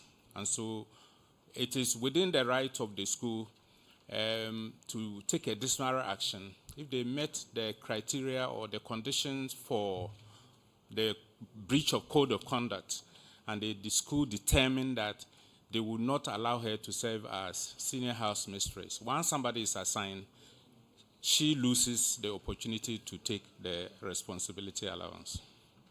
So the decision always lies with the school, not to come up. Yes, for those appointments. There are those that will go to region. Assistant headmaster position will be appointed by the regional director. The headmaster will be by Director General with recommendation from the regional director. So it fell within the purview of the head to determine who she wants to be, particularly if the school did that, in collaboration by mentioning that to the regional director and duly taking disciplinary action. That may play at another level. But the point is that once you no longer qualify to be a senior house mistress, you lose the opportunity to take the responsibility allowance.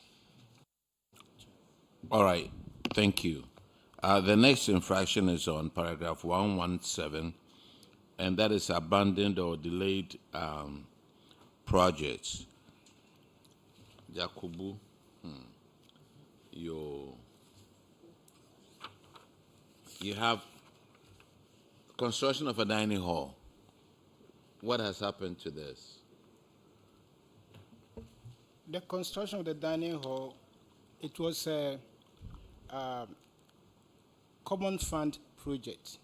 Common fund, no.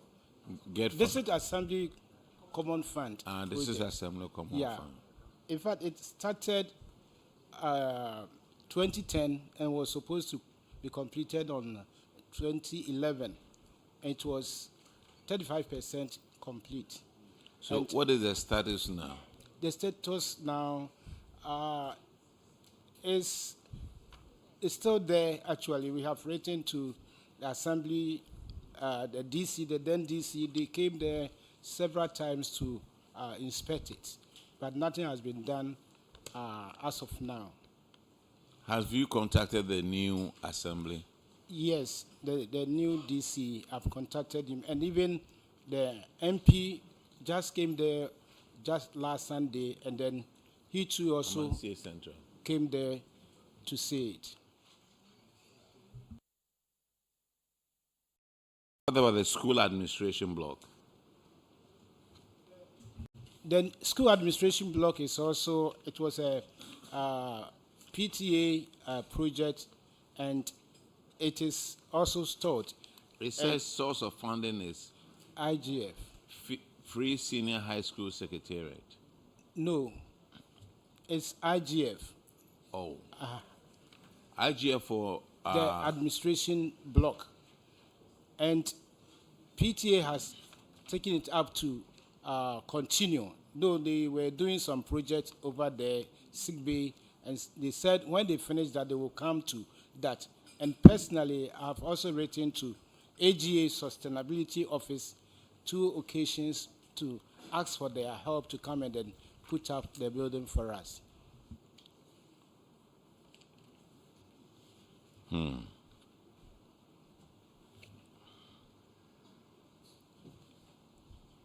The other one is an abandoned vehicle. Yes, we have about 3 of the abandoned vehicles: Mahindra pickup, Icha bus, and then Isuzu pickup. The board recommended that we should liaise with the regional directory so that they can help us to auction it. We have written to the regional division for that. GS. Regional director is here. Yes, sir. Say, when they write to us, we forward it to our headquarters. A time will come, the auctioneers will come and inspect if they can buy or not. So if 2016 it has been sent, so we are waiting for the auctioneers to come. Sir, you see, I don't want to go through this lengthy thing about talking about how to auction cars. We need to set up a board of survey. Have we done that? Yes, sir. We've done that? Yes, sir. And you know the values of the vehicles through, has somebody come to value the vehicles? For that one, I know, yes, sir. It's been done? Yes, sir. So what are we waiting for? So usually we wait for the auctioneers to come from Accra.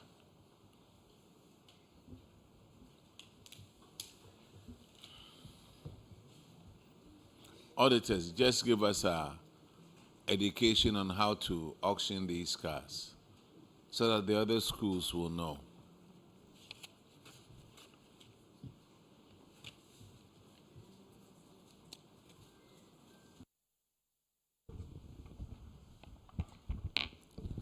Honorable Chair, so an initial inspection would have been done to locate all the unserviceable items, and then a board of survey will be composed, and they will do their work and come up with a report.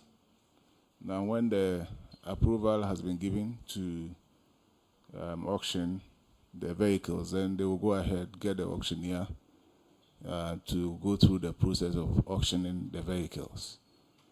So that is a simple process that they would have to go through. Thank you. All right, Jacobu, you are discharged. Thank you. Let's call Anum Asamoah.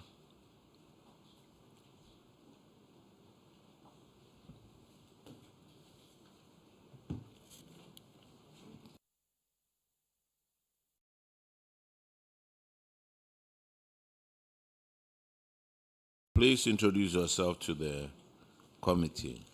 Honorable Chair, my name is Ms. Florence Apia, Enu Asamoah Senior High Technical School, Headmistress. 98. Please, I'm Osesa, the accountant.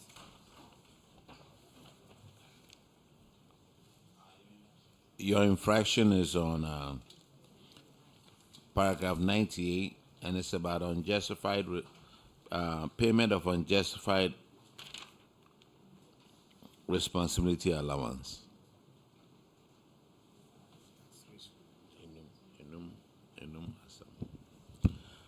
Enum, you are welcome.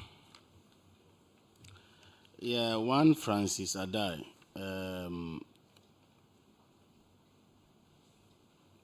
From January to December 2024, have taken responsibility allowance an amount of 5,638.20 for 12 months, which is not entitled to. What is the status with regards to this? Thank you, Honorable Chair. The money has been recovered and paid into the account, and the receipt has been given to the auditors. So, why did you pay if it's not entitled to it? I think it was a transfer issue. It was transfer issue. He was transferred to our school, and then at that point, we were now looking for responsibility for him. So we have gotten one for him, and then the money has been paid. Auditors, can you confirm? Yes, Honorable Chair, the amount has been recovered. Chair.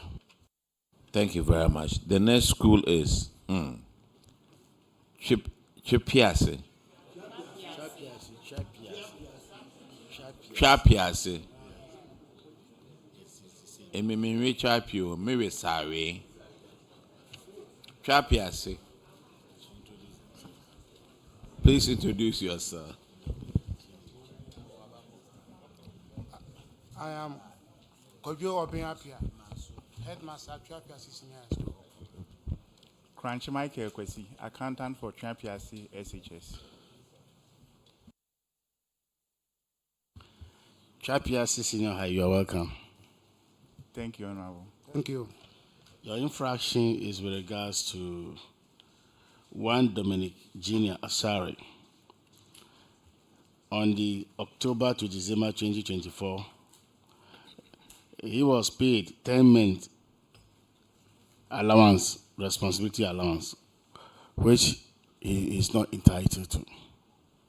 An amount of 1,295.60. What is the status with regards to this? Thank you, Honorable. The amount has been retrieved and paid into Auditor General's recovery accounts. In the first place, where was this money paid to him? Why? He was a transfer from Volta region to our school. So when they came on the pay slip, he was enjoying that amount. So they asked us to receive that money, and then he also responded and he paid the money. So the transfer, he came to your school, he was not playing that role. Yes. So it was transfer issue. Yes. Auditors, can you confirm this? Yes, Honorable Chair, the amount has been recovered. Issue resolved.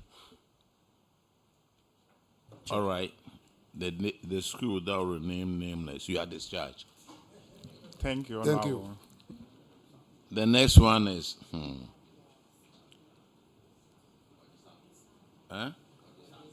the other one is Bodri Sango. Bodri Sango Senior High.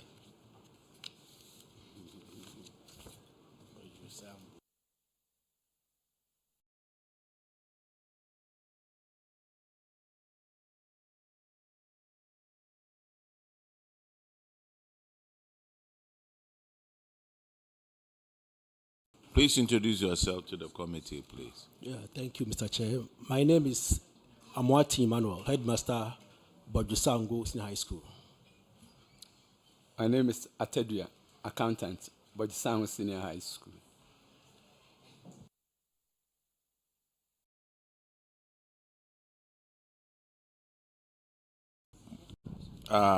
Honorable Frankie Ebo will take care of that. And so on paragraph 101. Yeah, thank you, Mr. Chair. Bodjusango Senior High School. And you're welcome. This one goes to the accountant. Do you have working knowledge of the Public Procurement Act 2003, Act 663 as amended? Yes, please. Okay. So, do you know the provisions under section 35(1) of the same act? Yes, please. What does it say in summary? Yes, it talks about alternative quotation. Competitive quotation. Tendering, right? Yes, please. Okay, thank you very much. So if you know the provisions under the Act, why must you do procurement without inviting other vendors? Mr. Chairman, thank you. It was done, but it was just a transfer of it to a different office. And then you can say properly and talk so that I can hear you, please. Hello. Thank you, Mr. Chair. It was done, and then the other alternative quotations were attached to it. But it was just that we moved to a different office. And then the internal auditors came and worked on it. So after we moved to the different office, it was just detached of the other quotations from the previous. The story sounds sweet, but I'm not convinced. Why is it that so how many additional quotations did you request for? How many quotations did you get in addition to the first one, the one that won? It was 3 quotations attached. So how come the one that won did not get missing, but the supporting ones got missing? My boss, it was attached to that, but it was just that the change of office. I don't want to force you to lie, so be careful, please. If we look at the schedule, you bought something, you procured something from French Trading Enterprise, payment for exam stationery on the 30th of January 2024 for 4,800, and then on the 1st of February the same year, you bought another one, 9,000. 2 days interval. Have you heard about something called bulk breaking? Yes, Mr. Chairman. Can you consider this one to be a bulk breaking or not? No, it was part payment that we made. No, 2 different companies. One was on the 30th of January 2024. You bought payment for exam station for 4,800, and then on the 1st of February, another company, Flodex Prestige, the same item for 9,700. Mr. Chair, I learned it was a different items. The Franchamp supplies that of exams stationery, but that of the Flodex, I think. Don't think it's here. It's written here, so don't think. 29, so that it will be simple. It's easier for us. If we have, go to page 29, so that it will be simple. It's easier for us. No, Mr. Chair, I'm not having it. The reason I'm not trying to cause problems for you, but I just want to know your understanding of the issue, so that when you go back, it won't be repeated. That's all. Yes, Mr. Chairman. Because you've indicated to the committee that you have working knowledge of Act 663 as a